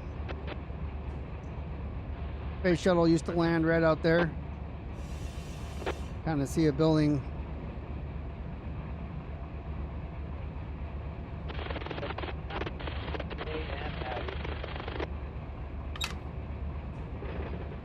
We have a 0.5% climb. So I'm going to go into notch 7. Might even go into notch 8. See if we can push this up over the hill here. Austin set for 94 on track 5 signal.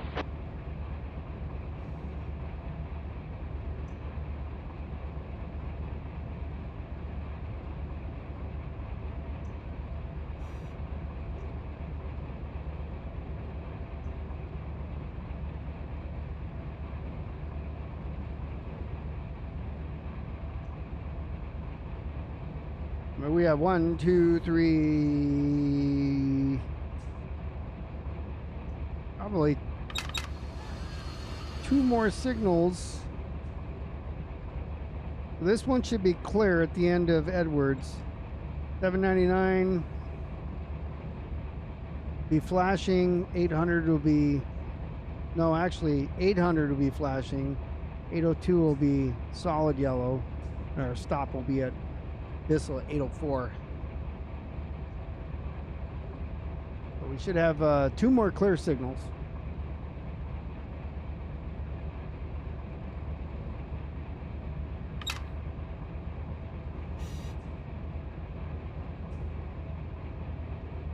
We'll notch up to notch 8 here. Run 8. 95, 94 all clear. 881 again.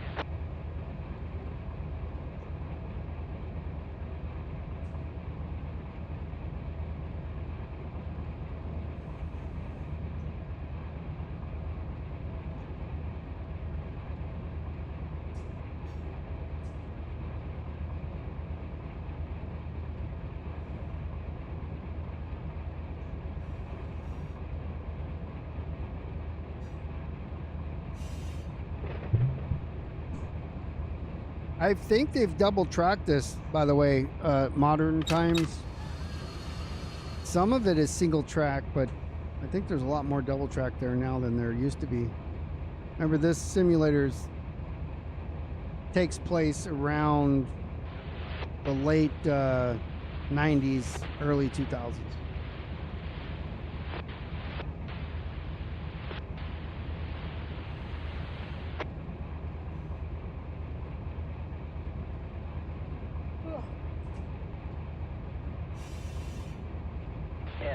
FCAX Railroad Detector Milepost 177.4. So it takes us an hour and a half to get from Barstow to here, Defects. Repeat, no defects. which is Edwards. Total axle 28. When you look at the map, Speed 7. doesn't seem like out. that much, but hour and a half to get here.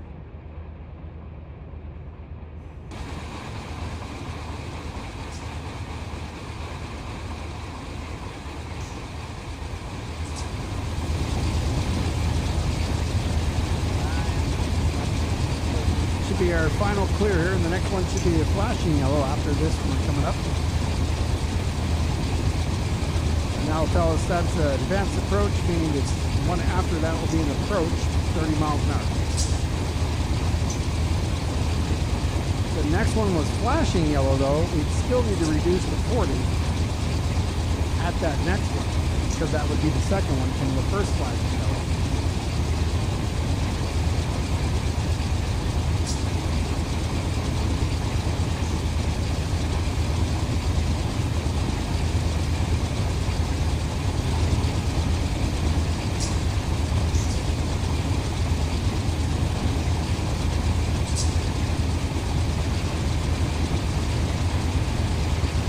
I do have an enhancement for the graphics, by the way. We're on BNSF track here, and you can see this kind of pink colored track bed ballast for BNSF. It's kind of a red rock, pinkish. Once you get in the UP side, it should be white. White. And that's on the enhancement Discord.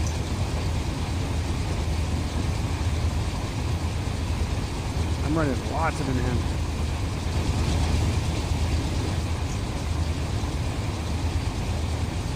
The locomotives themselves are enhanced paint jobs.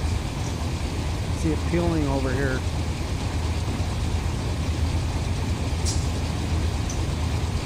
There's our first flashing yellow. The second one should be a solid yellow.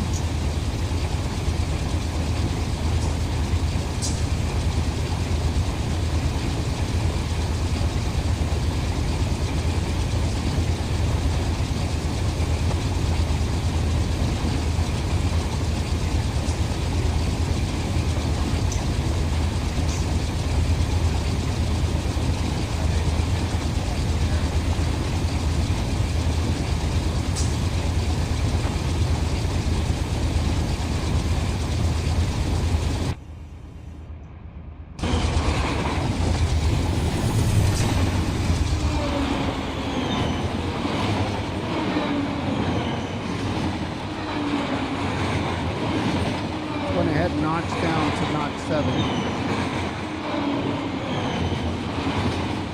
Can't stay there and watch it though.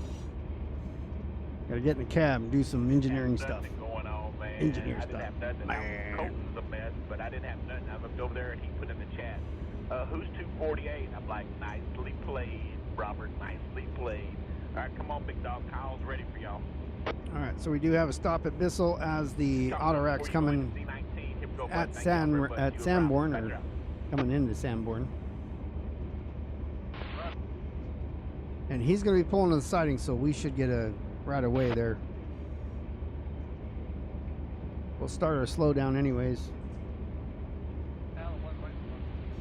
So 802.7, which is 2 miles away from the last signal. We can see it up there. It's solid yellow over red, so that's an approach. When we see that, we should be at 30 or starting our way to 30. That second unit behind you had a dump that had low battery, so there might be a bottle cap in there right now. We have about a mile and a half, 7,981 feet. Remember, we're 79. We're 79.51, so we got 30 feet of play Second. Well, I want to check it. on the Yeah, main let's take a here between the signals. Yeah, sure. Yeah, I would like to check it.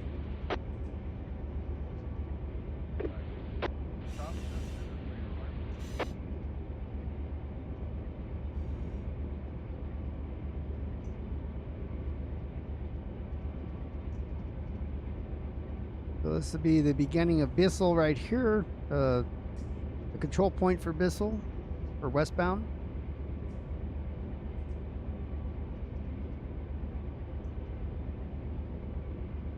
And we got our train length to fit on the main here. We'll have to remember to set a counter here. Make sure the rear of the train gets across that signal. We can time it a little bit better if we know where we're at. But it's still going to be difficult because, again, 30 feet between the signals.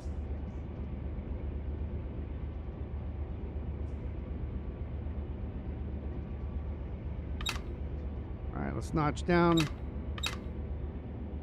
Yeah, it's right now I'm climbing only 0.2, which is, you know, 1,000 feet every, or 100 feet every 100 feet, something like that. Every 100 feet every 1,000 feet. Forgot how that percentage thing works. It's something like for every 1,000 feet of travel, it's 100 feet of climb or going up or going down. That's what the percentage means. But it's not bad. It's 0.2.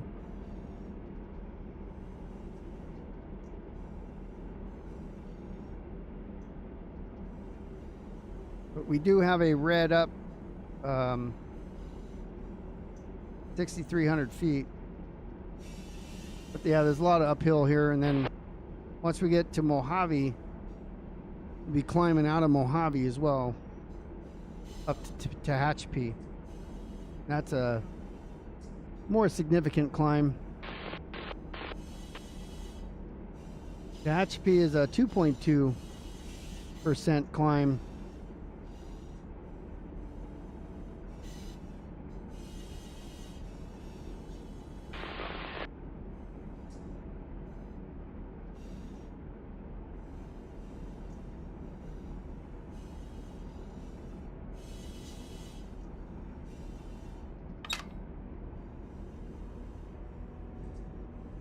Trona comes off of the Mojave Yard, just past the Mojave. Lone Pine Branch.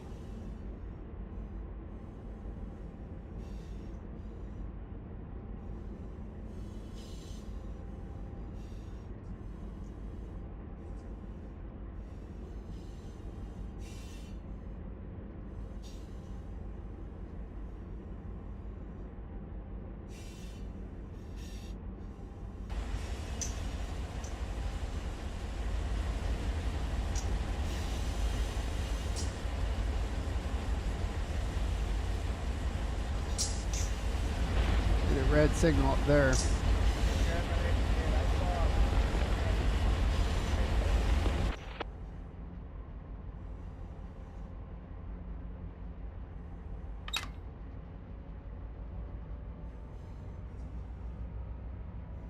You can see the speed drop in there. And just try to maintain.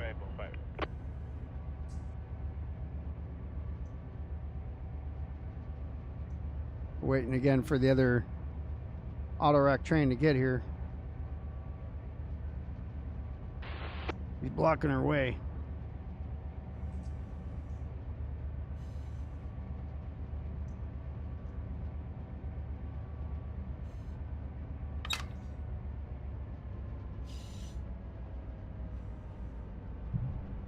Because we're going uphill, stopping shouldn't be too hard.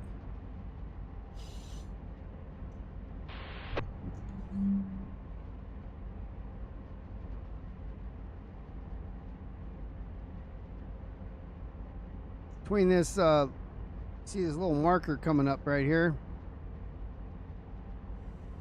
Between here and that signal, let's see, that's a mile marker. I don't know exactly where this I don't know where the signal's supposed to be. It's 80 something, 804, so it's 0.4 to that one. There's our meet coming up. Almost a half a mile to that signal from that mile marker. So I'm gonna idle now and coast towards that red. Again, we have 30 feet. If I put the window close as I can at signal where I can still see it, I should have like 10 feet behind me. And that's about 1,400 feet behind us.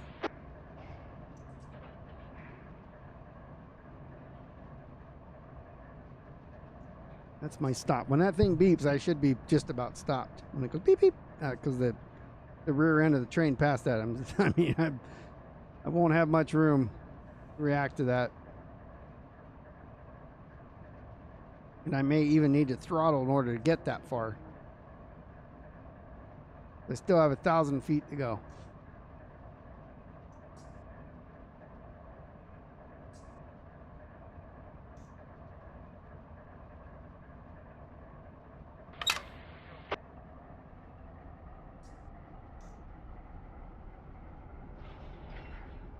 Well, I didn't expect it to rocket ship like that. Holy cow. I hit the gas and immediately started going forward on a climb here. But we're still stretched, so that's good. I want to hit the gas.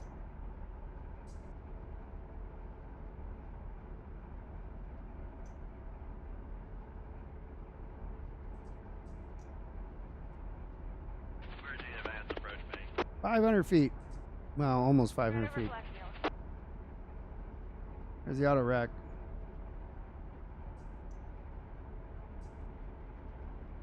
Now we got 500 feet. Where are you?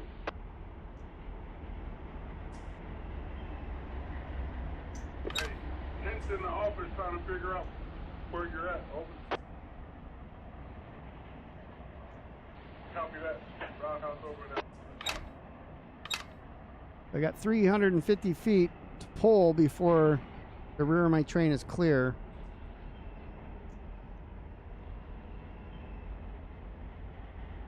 And get right up on that stop sign.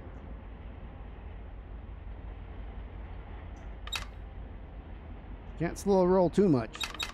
I can't pass that signal. Okay, guys, I'm back. Top 0 is coming down.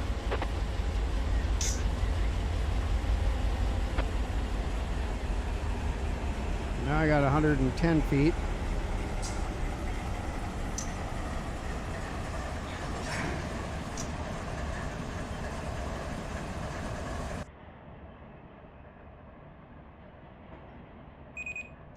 That's the distance right there. I'll put some air on.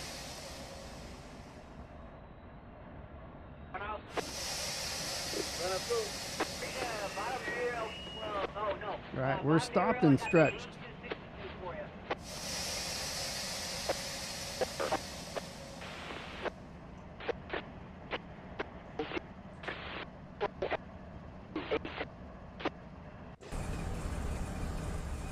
That's all. That's all we had.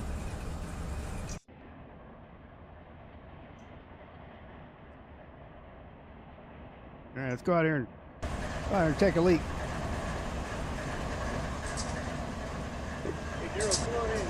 We gotta come down off of the engine. We'll go over here and take a piss. Yeah, plenty of room.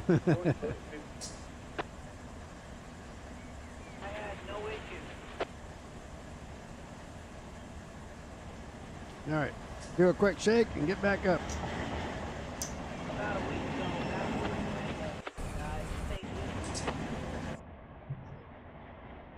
All right, here we go. I'm gonna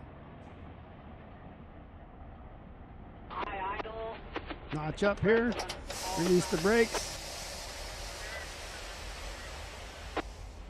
Thank you, guys. Closing this up. So we have In the very back is the DPU, distributed power unit.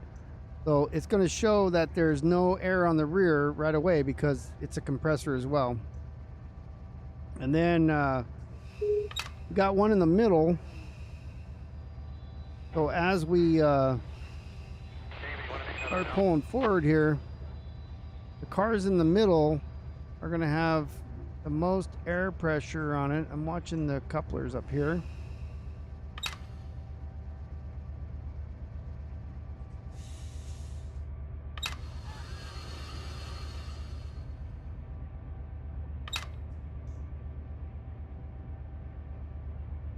They're all starting to follow now.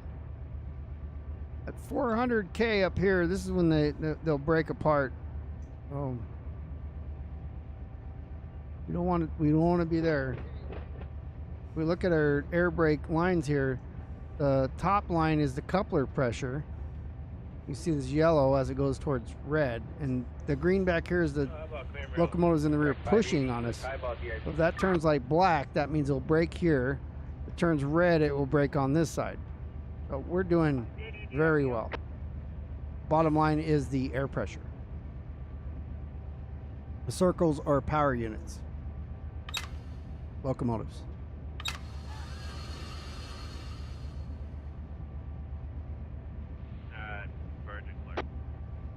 So now, like, if we were to look somewhere on the train in the middle, like here, you see that the brake pipe is 90, so that means the brakes are released. Obviously, we go anywhere near the locomotives. Like, I go between the locomotives. The brake pipe's 90. All the brakes are released right now.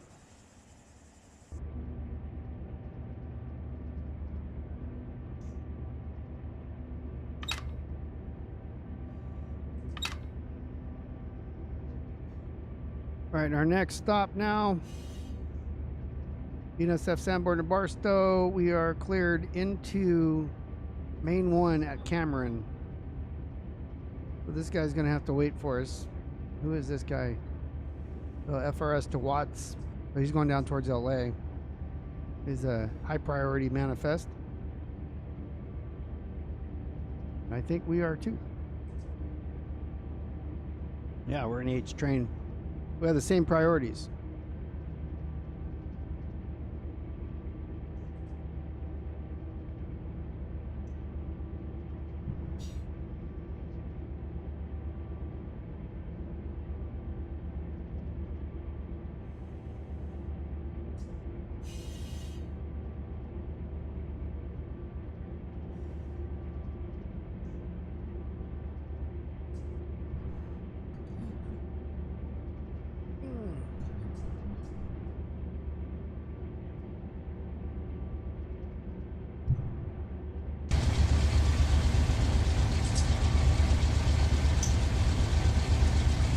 That's Bissell, it's 804.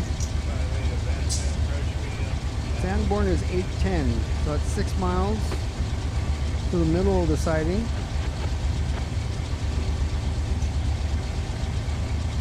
Then we'll have to switch over once we hit Mojave.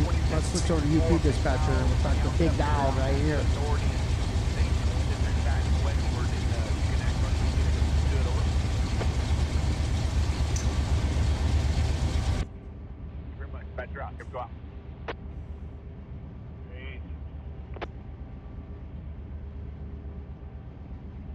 So I still have track speed of 55 up past Sanborn. Just after the detector, I'll hit a 40 speed restriction and 25 at the junction.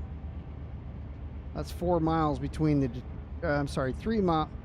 The detector's 813 and the junction is 814.9. So 2 miles between the detector and the junction at 25. So that's going to suck having to slow down at 25 and then be able to speed back up, but Railroad on a climb. Milepost 177.4. The whole Tehachapi is only 24 I think 24 miles an hour is the maximum defects. speed limit. Total axle 28. Speed 73. Out.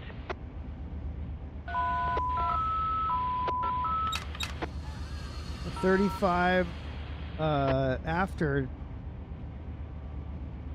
and then I got a 50, 55 up the summit, but once you're on the summit it's 23, or once you're approaching this after the summit on the downhill it's 23.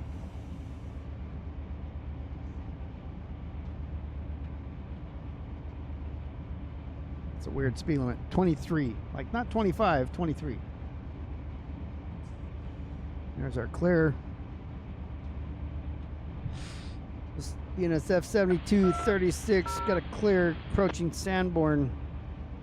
7236 westbound. And clear after Bissell. Coming up to Sanborn.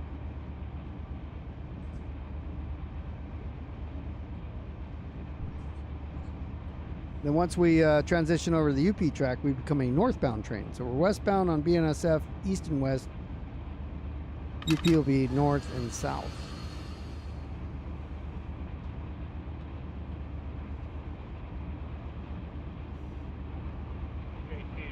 Got an approach at 38. 38. Got an approach 38.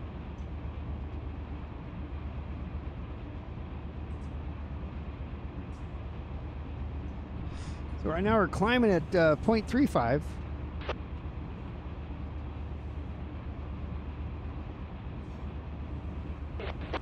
Sanborn is in 2 miles. Right.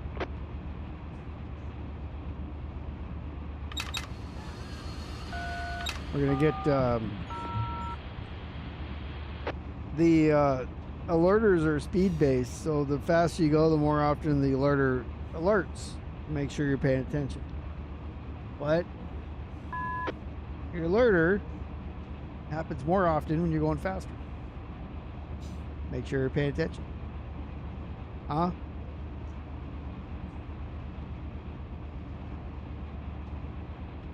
Eric? Yep.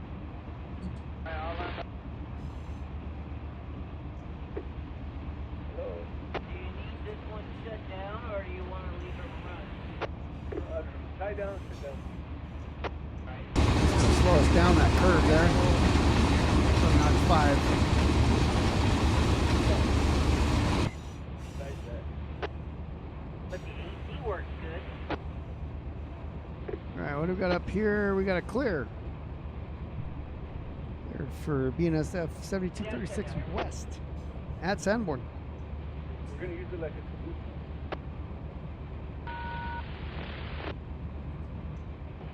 Sanborn dispatcher, mention like 1858. 1858 dispatch. 35 west. I'm in Notch 4. We are slowing down, but it's okay. And lots here on main 1 today. So. Okay, copy that one. It's the Coronas and Los Sierra today.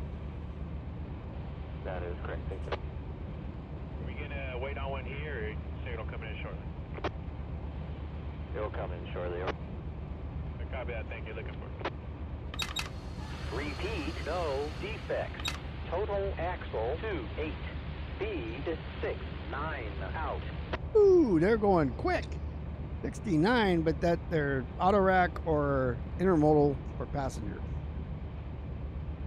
We cannot go 69. We cannot go 70 miles an hour. We are limited to 55.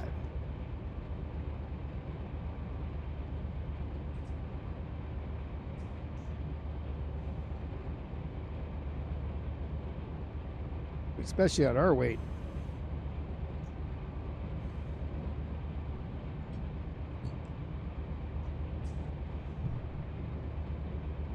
All right, BNSF 7236 westbound on Bissell.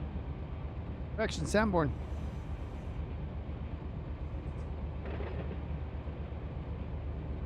BNSF doesn't call all their signals, by the way. UP, there are ones that they call. I don't know what they are, but I don't hear them calling every single signal, every single control point, but they do call many of them. BNSF, I don't ever hear them.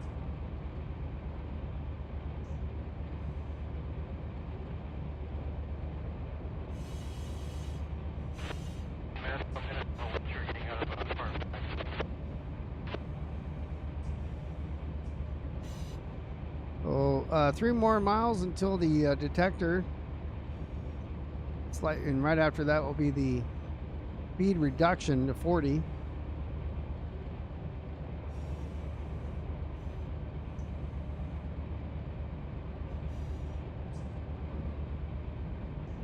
Make sure we have the right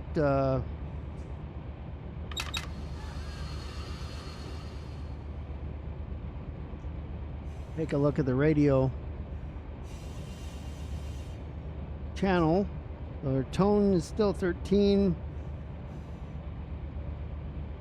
Changes to 54. So I guess we're still on the same channel.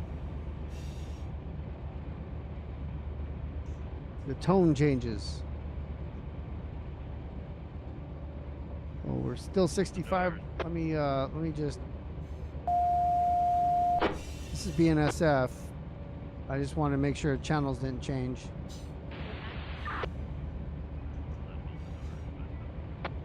If I would have canceled my route right now, that light would have turned red right in front of me. That would not have been great. We would have definitely run it. So we got an approach now, 5.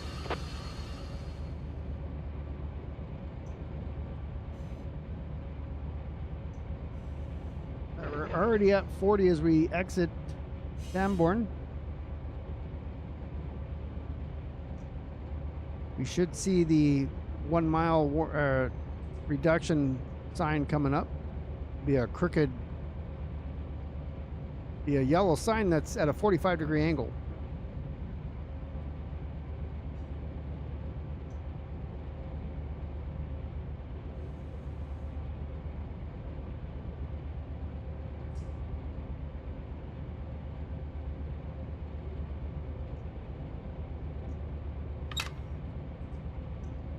On a clear up.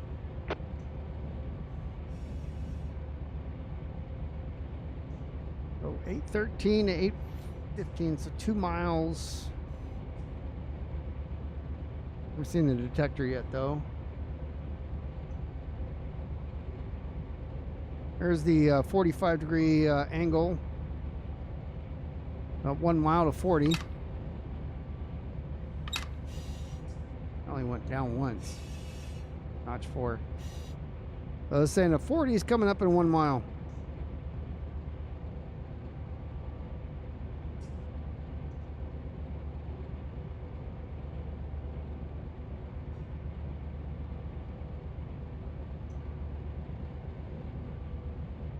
And we're already at 36, so. But after that is a 25. About 2 miles. But we'll just we'll stay where we're at, notch 4, and we'll see what we have to do to adjust down to 25 by then. But we're already prepared for this 40 coming up. We are climbing still, climbing into Mojave.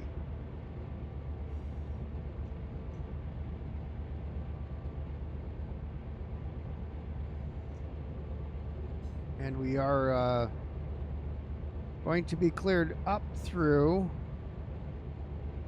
crossing over a couple tracks. We're going into Mojave through the BNSF crossover, go all the way to Cameron right here. This is us coming, so we're here right now, and this connects us down here. So we're coming over to that. Here's the detector coming up.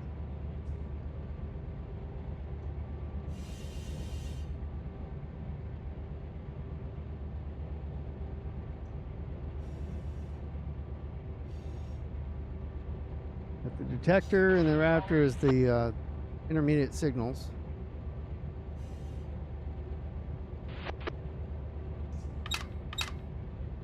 BNSF detector, milepost 813.0.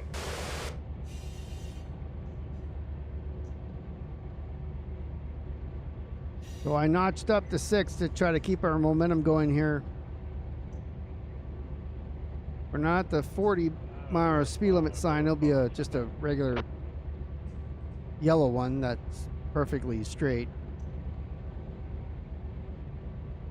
25 will be the next, and we're just barely above that right now, so.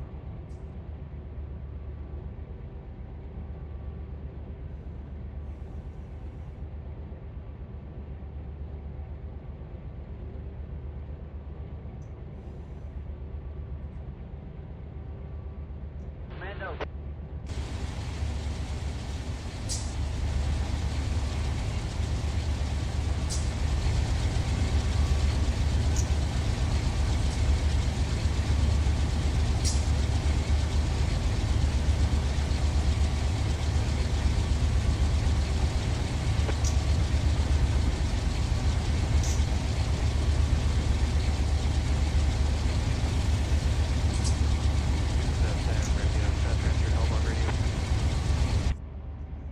It's the Phoenix at 5735 west. Over. It's 5735, go ahead, over. Yeah, we're at main one, over, ready to head west. Kind of see the train up here. This guy's waiting for us right now to come around, and we're going to go around him, but that's the one that's waiting for us there. He's an intermodal. Oh, he's a manifest. An H train, but he could be. Could have more. I just see the pigs on there, or the well cars. Here's a speed limit sign. This is the mark of the 40-mile-an-hour speed limit. First VM 30.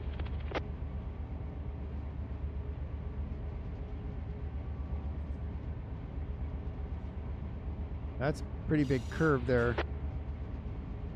Probably why I got to be at 40.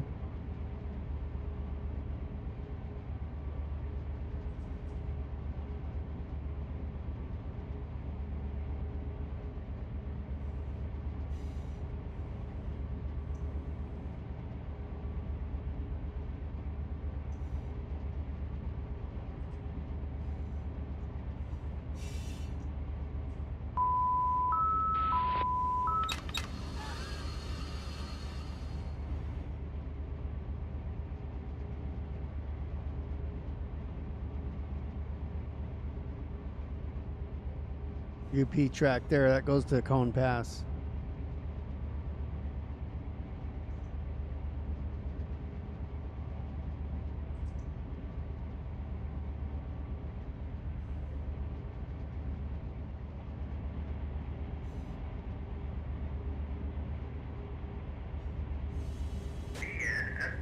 Detector, milepost 813.0. That's us. No defects. We just crossed that one. No defects.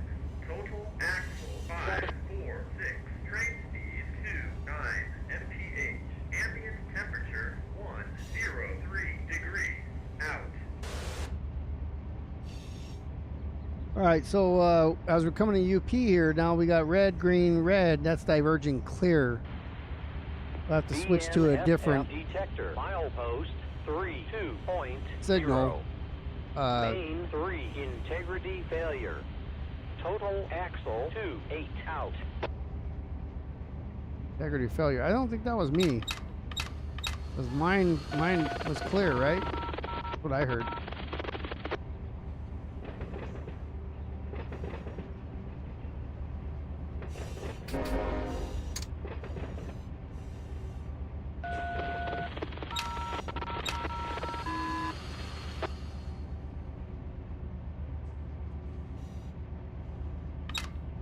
I'm gonna try to keep it notched up, maybe between 5 and 6.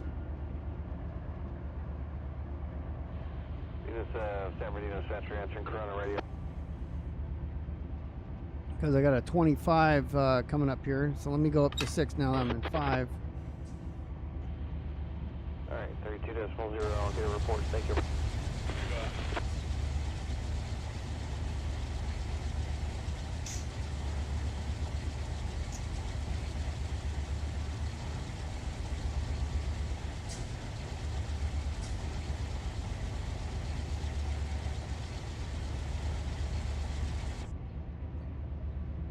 There's the yard off to our left.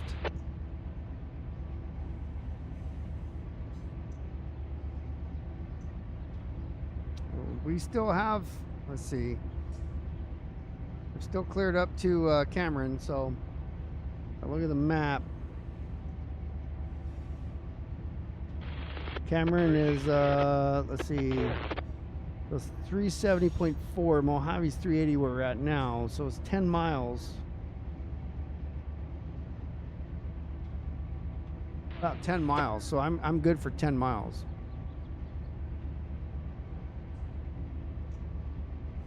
I didn't see a 25 sign though on that curve, but that's where why it was 25. There was no actual sign there. So I got 45 right outside the yard here as we get past the yard lead in the Lone Pine Branch where it comes off. 45 for us. So after this overpass somewhere.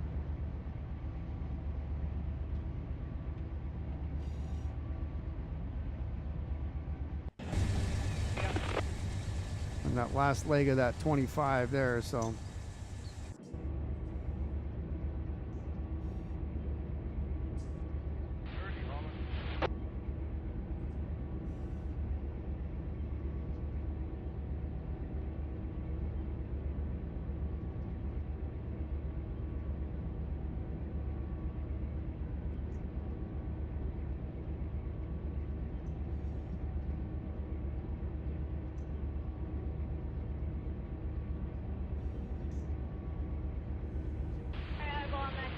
Yeah, right after all this track up here, all this divergent stuff.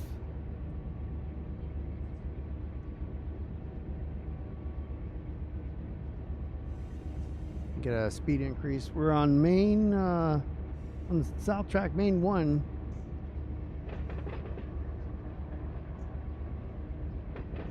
Up the yard.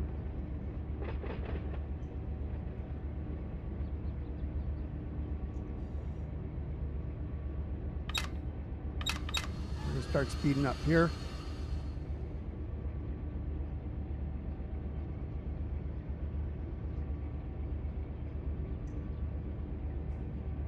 Track speed's 25 right here, but there's the 45 you just see out the right window. Let me check the footage on those fines. I'll have to shove it in the AR track and some bowl manifest. Yeah, come on in. Go left, turn the train west. I'll give you that track. Now it's 45 for just a little bit and it slows down to 35 after it, so.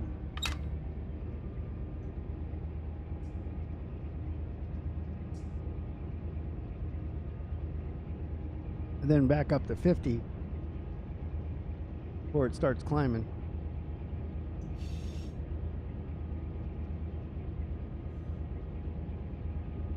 Oh, I'm already in 8. Halfway lineup for 85 still.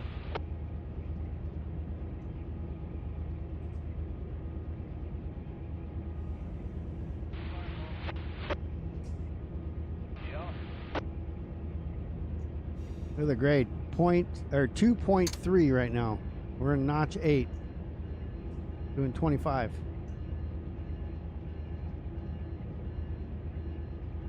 Taking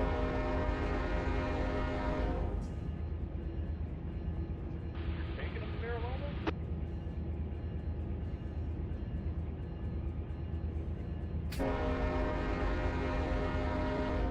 We're gonna set up Colton up our hauler tomorrow.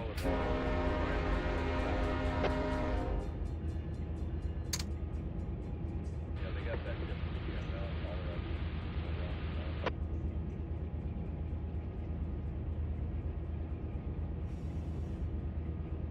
Jesus sign.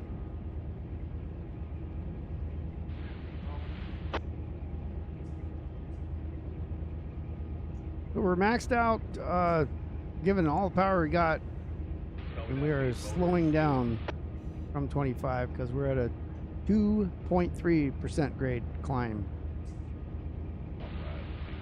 That's all I care about. They want to get the leader out there. It's time to reach around behind my chair and fill up the water jug.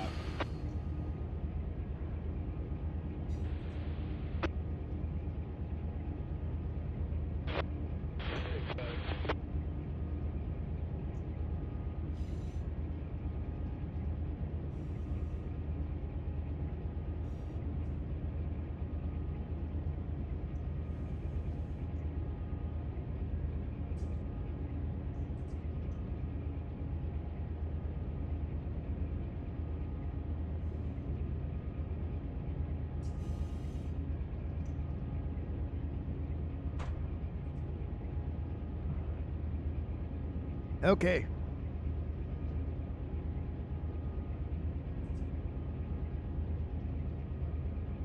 Still climbing. Gonna be a while. Especially at this speed.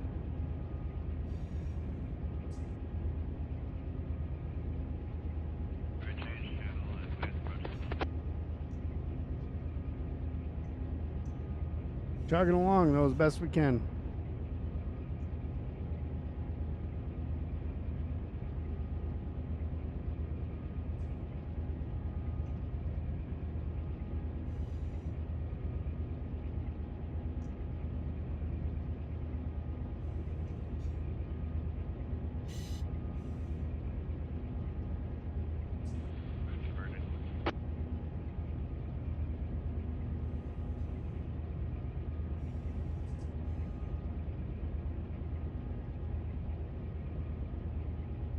Hey, Long Beach Con, what's your total car count?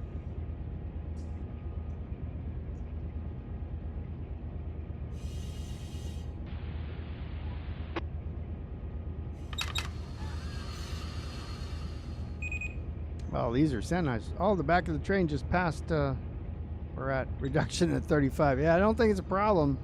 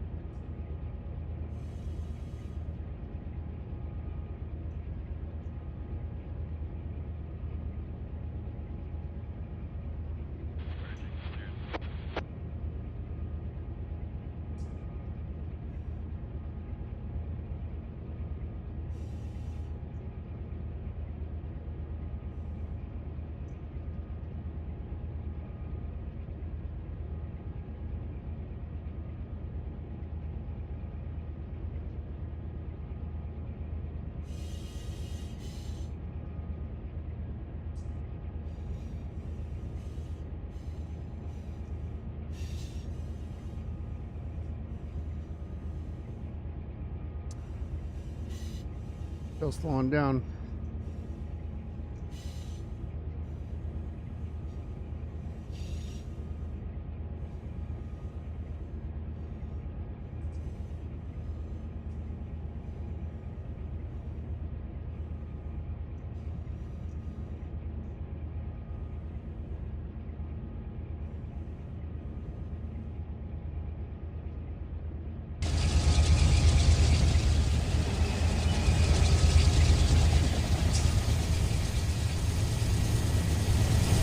On this side. 378. Let's see. Like we shouldn't have a stop there anymore. We still do though, for some reason. Yeah, go ahead. I want to Got it all there. probably ask Set up, man. Got a big dog out there. for this fighting here. Well, let's go in and let's ask for that spot that we just did because maybe he doesn't know where we're going.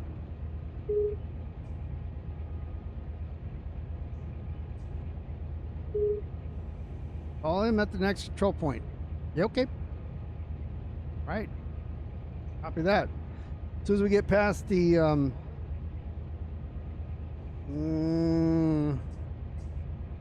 next, let's see. Well, the next control point would Warren, I guess.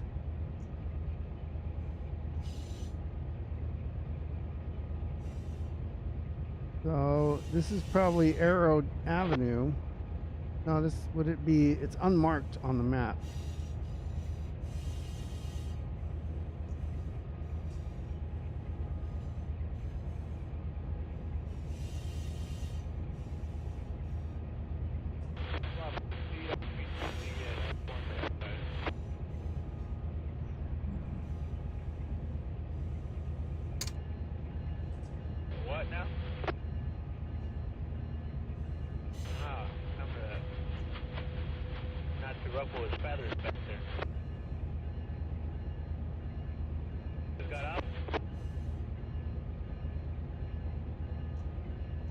you, I saw that orange. I said, what's the quacker doing? We don't need to go crazy. I mean, it's a crossing here, but there's no, like, it's not a signal crossing. There's really nobody that uses it. We gotta do it, though, because it's a crossing.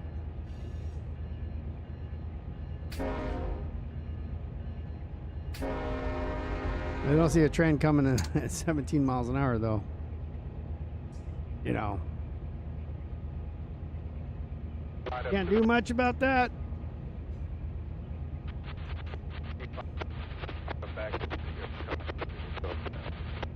All right, what do we got up here in the way of this grade? So this is an intermediate signal. Has it? Not only does it have a mile marker, but it has a grade marker on it. So 376.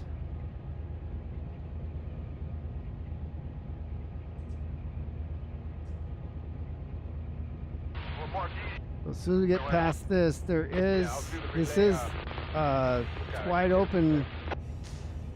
When we get past this, we're in the block for the control point, so I'll be able to call and ask for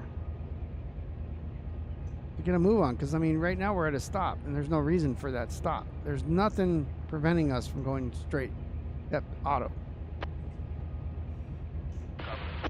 So we'll call him right now. Let's see. The tone is 54, so let's just tone him out. UP detector milepost 377.0 track 1. That's us getting rid.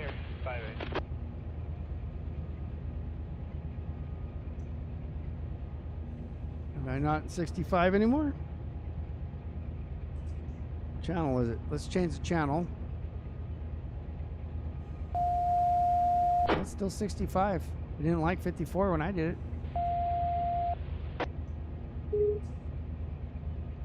Let's see what he says this time. 250 go. I'm at the next control point. The next control point. Oh, he already let me go. I didn't see that. All right. He probably let me go and then said call me at the next control point. Way into the yard, and then I got one behind them that's got to come up into the onto the main. So at cable, we got to get up the hill and then. Thank you. Gotcha. I don't know where did I say. So I want to go to cable. I selected Marcel as the siding. We'll see. We'll see what he gives us.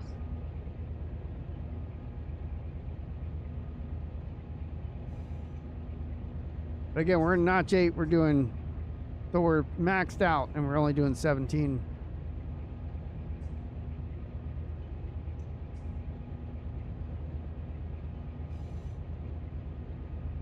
We're in UP land, so.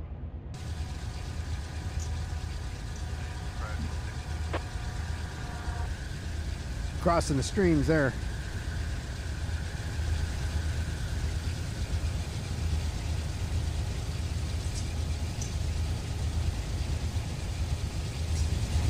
Orange Man. Orange Man is on the Yellow Man's land here.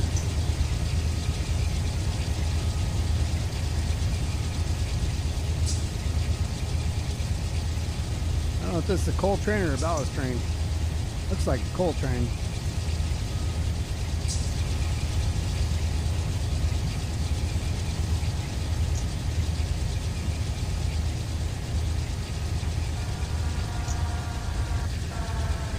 Bonked my head on a telephone pole there.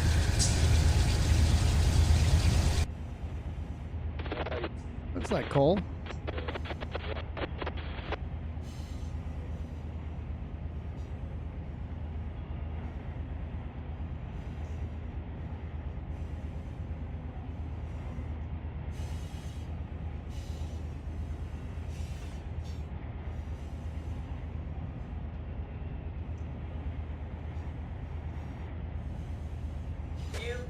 Detector milepost 377.0 track 2.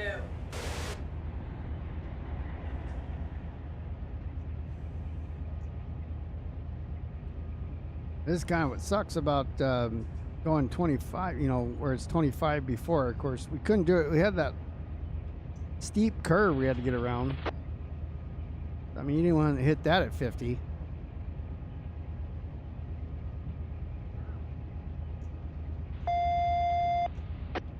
We also want to go barreling into the Tehachapi Pass, you know, super fast.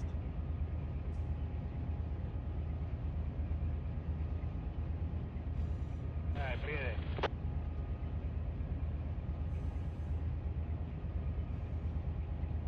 All right, on the map, Cameron will be the next actual, or Warren is control point.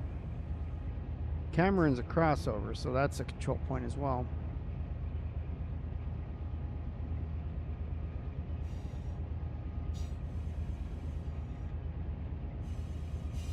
Surprised this place ain't on fire out here right now. Temperatures.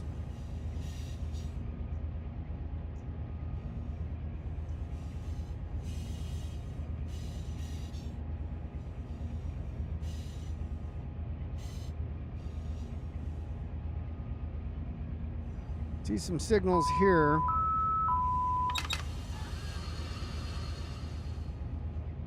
Seems like that might be the Warren signals.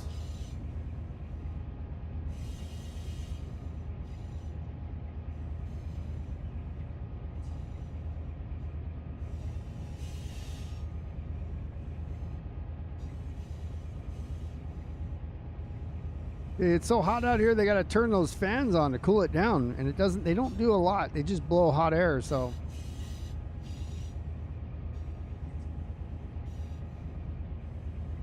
It's like that, like here and then in Palm Springs, got these fans everywhere, always blowing. Right now I can't make any changes. I don't need to because I'm in notch 8, but if I needed to, the DPUs wouldn't react because they lost radio signal to the cab here at the front end. No defects. No defects. Total axles 5, 4, 6. Train speed 1, 6. MPH. You see the ballast? The ballast ain't pink anymore because I'm not on NSF. I'm now on UP, so we're back to like a gray rock.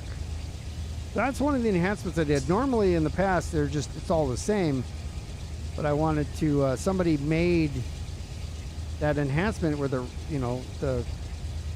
BNSF pink.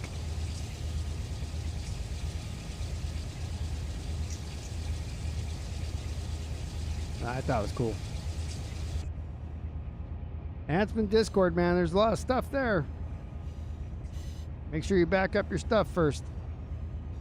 I got so many copies of this thing. I pretty much stay like I have 2 solid copies most of the time, so that when an update comes out, I can still play. I just have to rename the folders after I copy it again.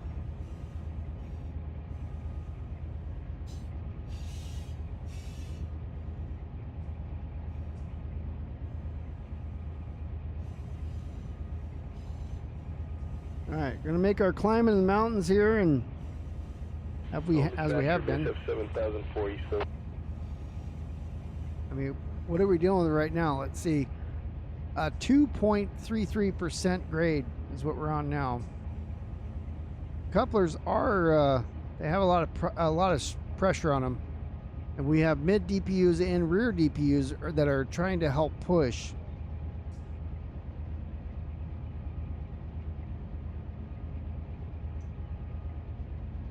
Got an oiler coming up right here. Oil up, lube them up. It's a luber. So when the rear of the train comes up, my rear will get lubed.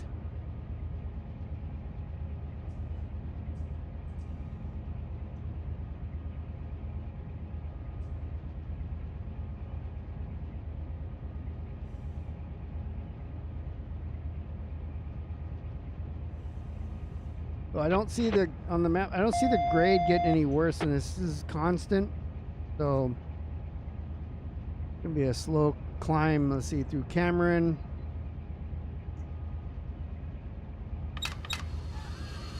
Looks like once we get past Cameron, the grade will decrease to 1.2%. So that might help.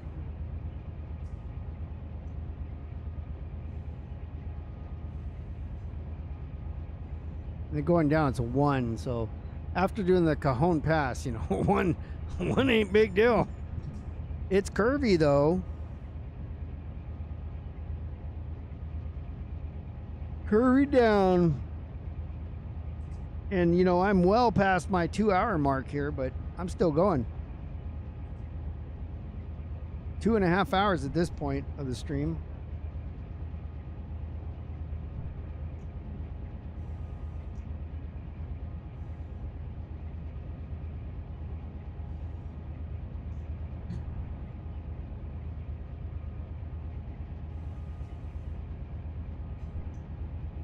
I haven't derailed yet. It's kind of, I mean, it does derail on its own sometimes, but it's harder to do at this speed, I guess. We haven't been on too many.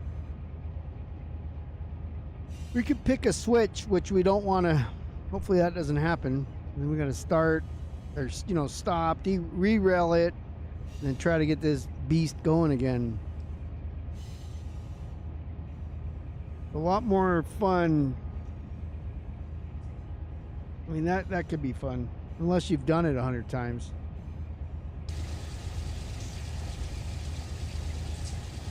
No longer fun after 100 times, just saying.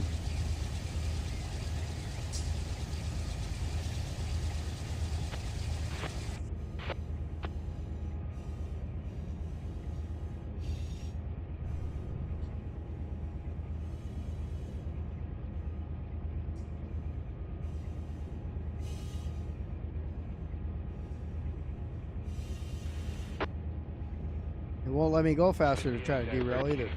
Approach Charlie.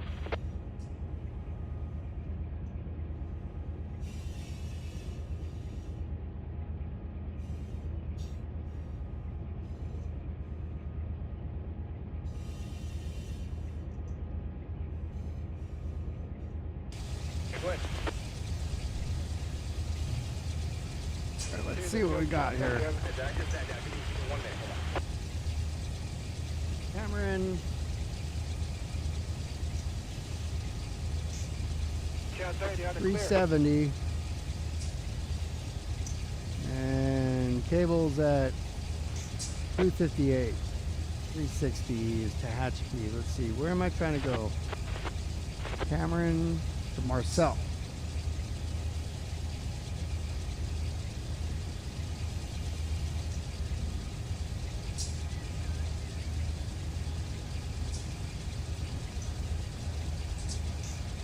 Trying to figure out where that is.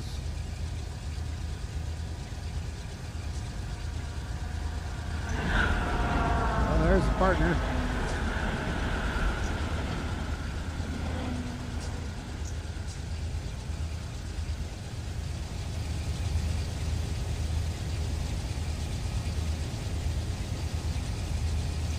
Oh, it's after catch. Oh man. 360. Marcel's 354. 79,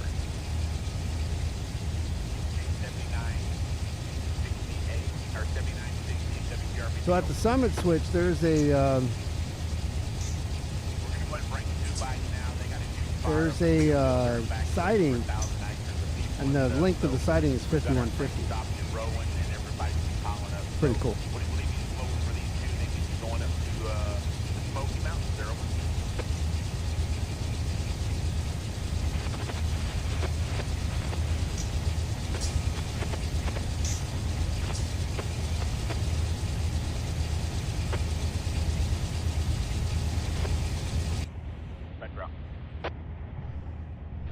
I need to make some Chuck E. Cheese. I need to make some more freedom. Oh no! I was pointing at the trucks and I hit the automatic brake. We're gonna derail here, NM. Gonna get your wish. I'm the one that told him to tell you to highball. Keep rolling at me, big dog. I got your back. I promise you. Let's roll there, big dog. Sir, yes, sir. Thank you, bud. Back out. The mouse does not like to respond if I move it over to the other screen and use a rail driver. Certain things does and it doesn't.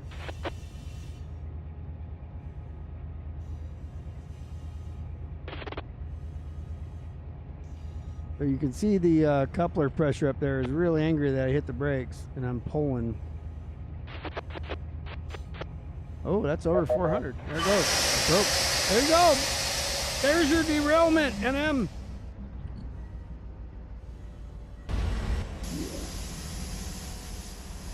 There, we broke right there at the locomotive.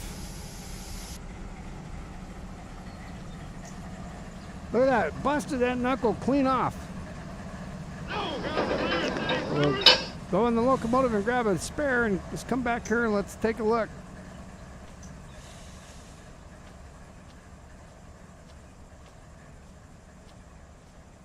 Right, we got a moment here that we can, wasn't a derailment, but you know, still broke a knuckle.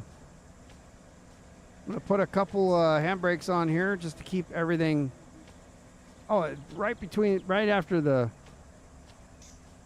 locomotive it broke. So this shouldn't be too bad.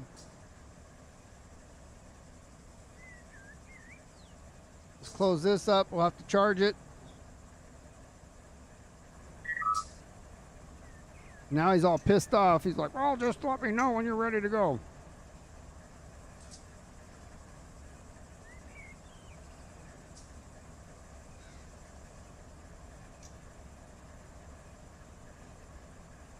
Right. So I have to relinquish because I have that train. I have to grab my stuff here. And then get it all hooked up.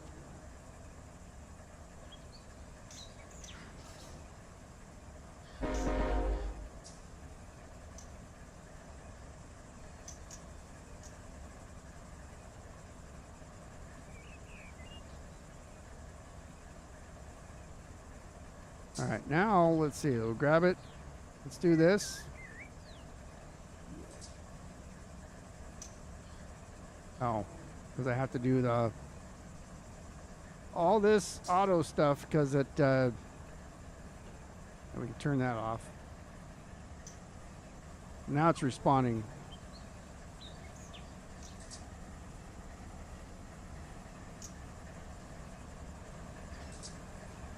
All independent brakes here because it's just locomotives.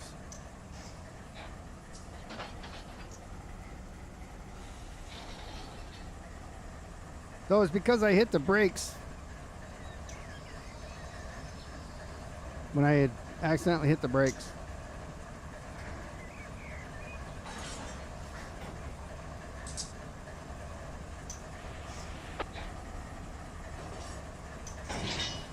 We gotta be careful because all the cars behind us want to roll back. Okay, so I'm gonna do open on this, and hopefully, oh, that opened too. It shouldn't have.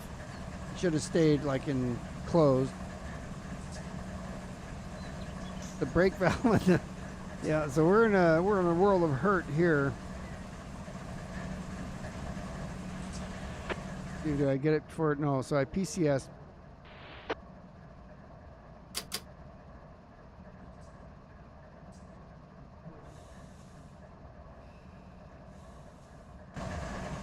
All right. Relinquish. Grab this. Auto EOT, we got to set everything back.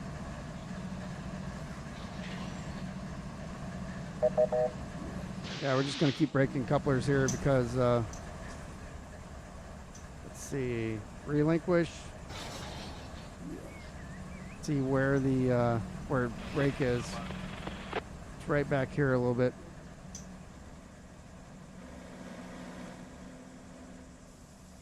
I can hear it. That's where the,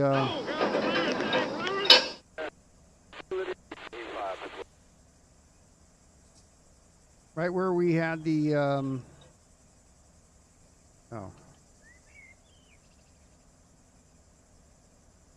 Do I have the train? Let's see. Yeah, so because it broke now, see, this is where when it happens. When it, I don't normally do it from there. I normally do it up here, but I just want to get this thing connected. Okay. So, relinquish. Grab this thing again. F7. So now we can move it.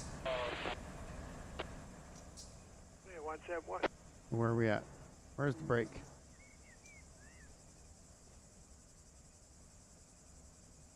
Oh, we had a double breakage here.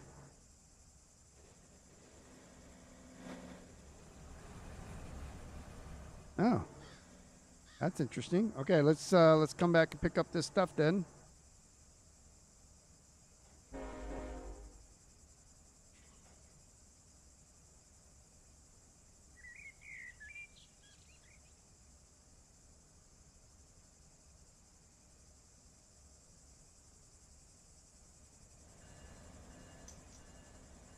Where's the brake at?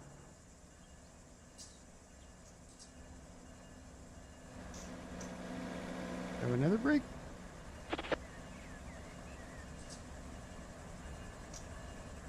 You want to just ride that up into bowl 19, I'll side and I'll fit it back. Oh, you know what? I don't have this for error right now, so I normally don't do it by error. So let's train air brake. Train error and angle cocks. There we go. That'll fix my problem.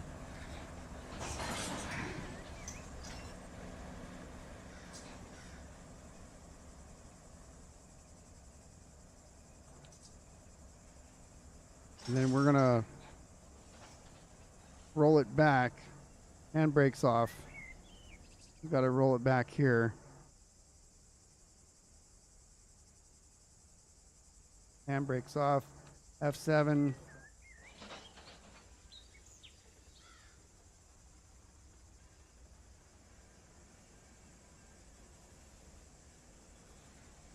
Put some air on it.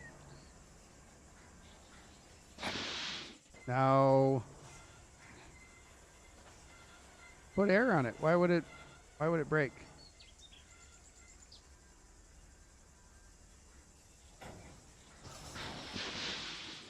I see. All I'm doing is putting some air on, and you hear all that. It doesn't make sense.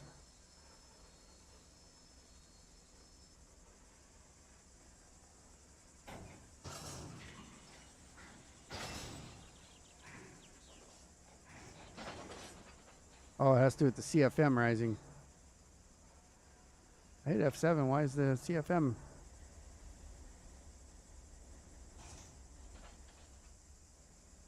All right, we're okay.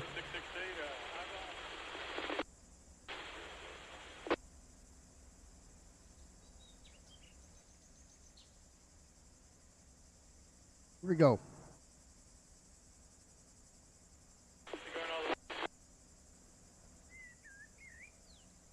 I just got to get back connected so we can get it going again, but I don't know why it's not moving now. Don't tell me I have another. I don't know why I'm getting this PCS. It's supposed to set everything for me. UP detector milepost 377.0 track 2. No. Yeah, see, it has to do with the CFM. 2, 3, MTR8. Ambient temperature 1013. UP detector out. Let's just use dynamics and bring it down because it's not playing right.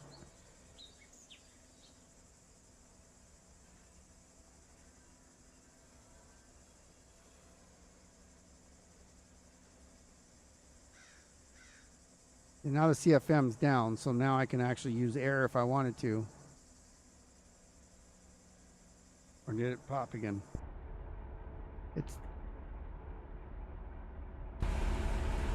This is what sucks is when see, there's no reason for all that. There's no reason PCS should keep blowing. So I'm just going to keep hitting the F7. Put a little air on. It's just going to keep blowing anyways. But I have to just keep doing the F7, which is, basically connects all the air hoses and resets the PCS.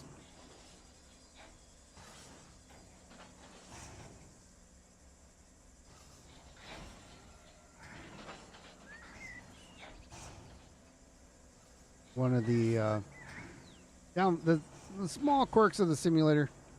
No big deal.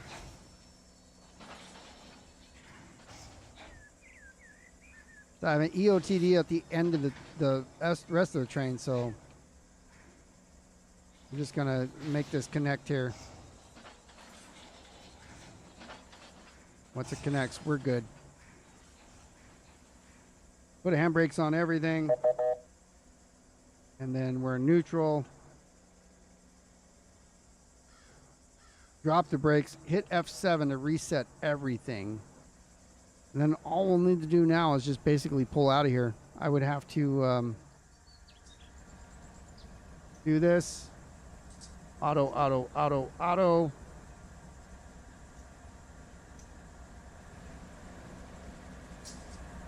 And so, yeah.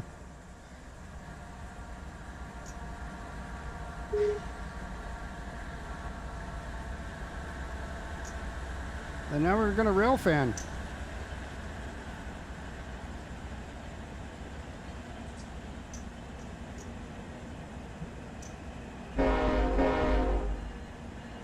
Here we go. So yeah, thanks for watching, guys. I won't be around tomorrow. That's why I did it today. I will be back next Sunday. Well, actually, next Sunday is Father's Day, so I don't know. We'll see. Who knows? We'll see what's going on. But yeah, I ain't got nothing going on, and I don't know. Hope you have a good one. Happy Father's Day to you if I don't see you next Sunday, NM, and everybody else who are fathers. And we're going to just let this thing drive by, and I'll be done talking, so you can just listen to the ambience noises. And I'll see you next week. Or Wednesday.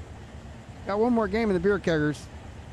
I don't think you knocked me out of the playoffs because it still showed the 4, but we'll see what happens. May not make it. I hope everybody has a good week, and we'll see you on the next one. Thanks, everybody.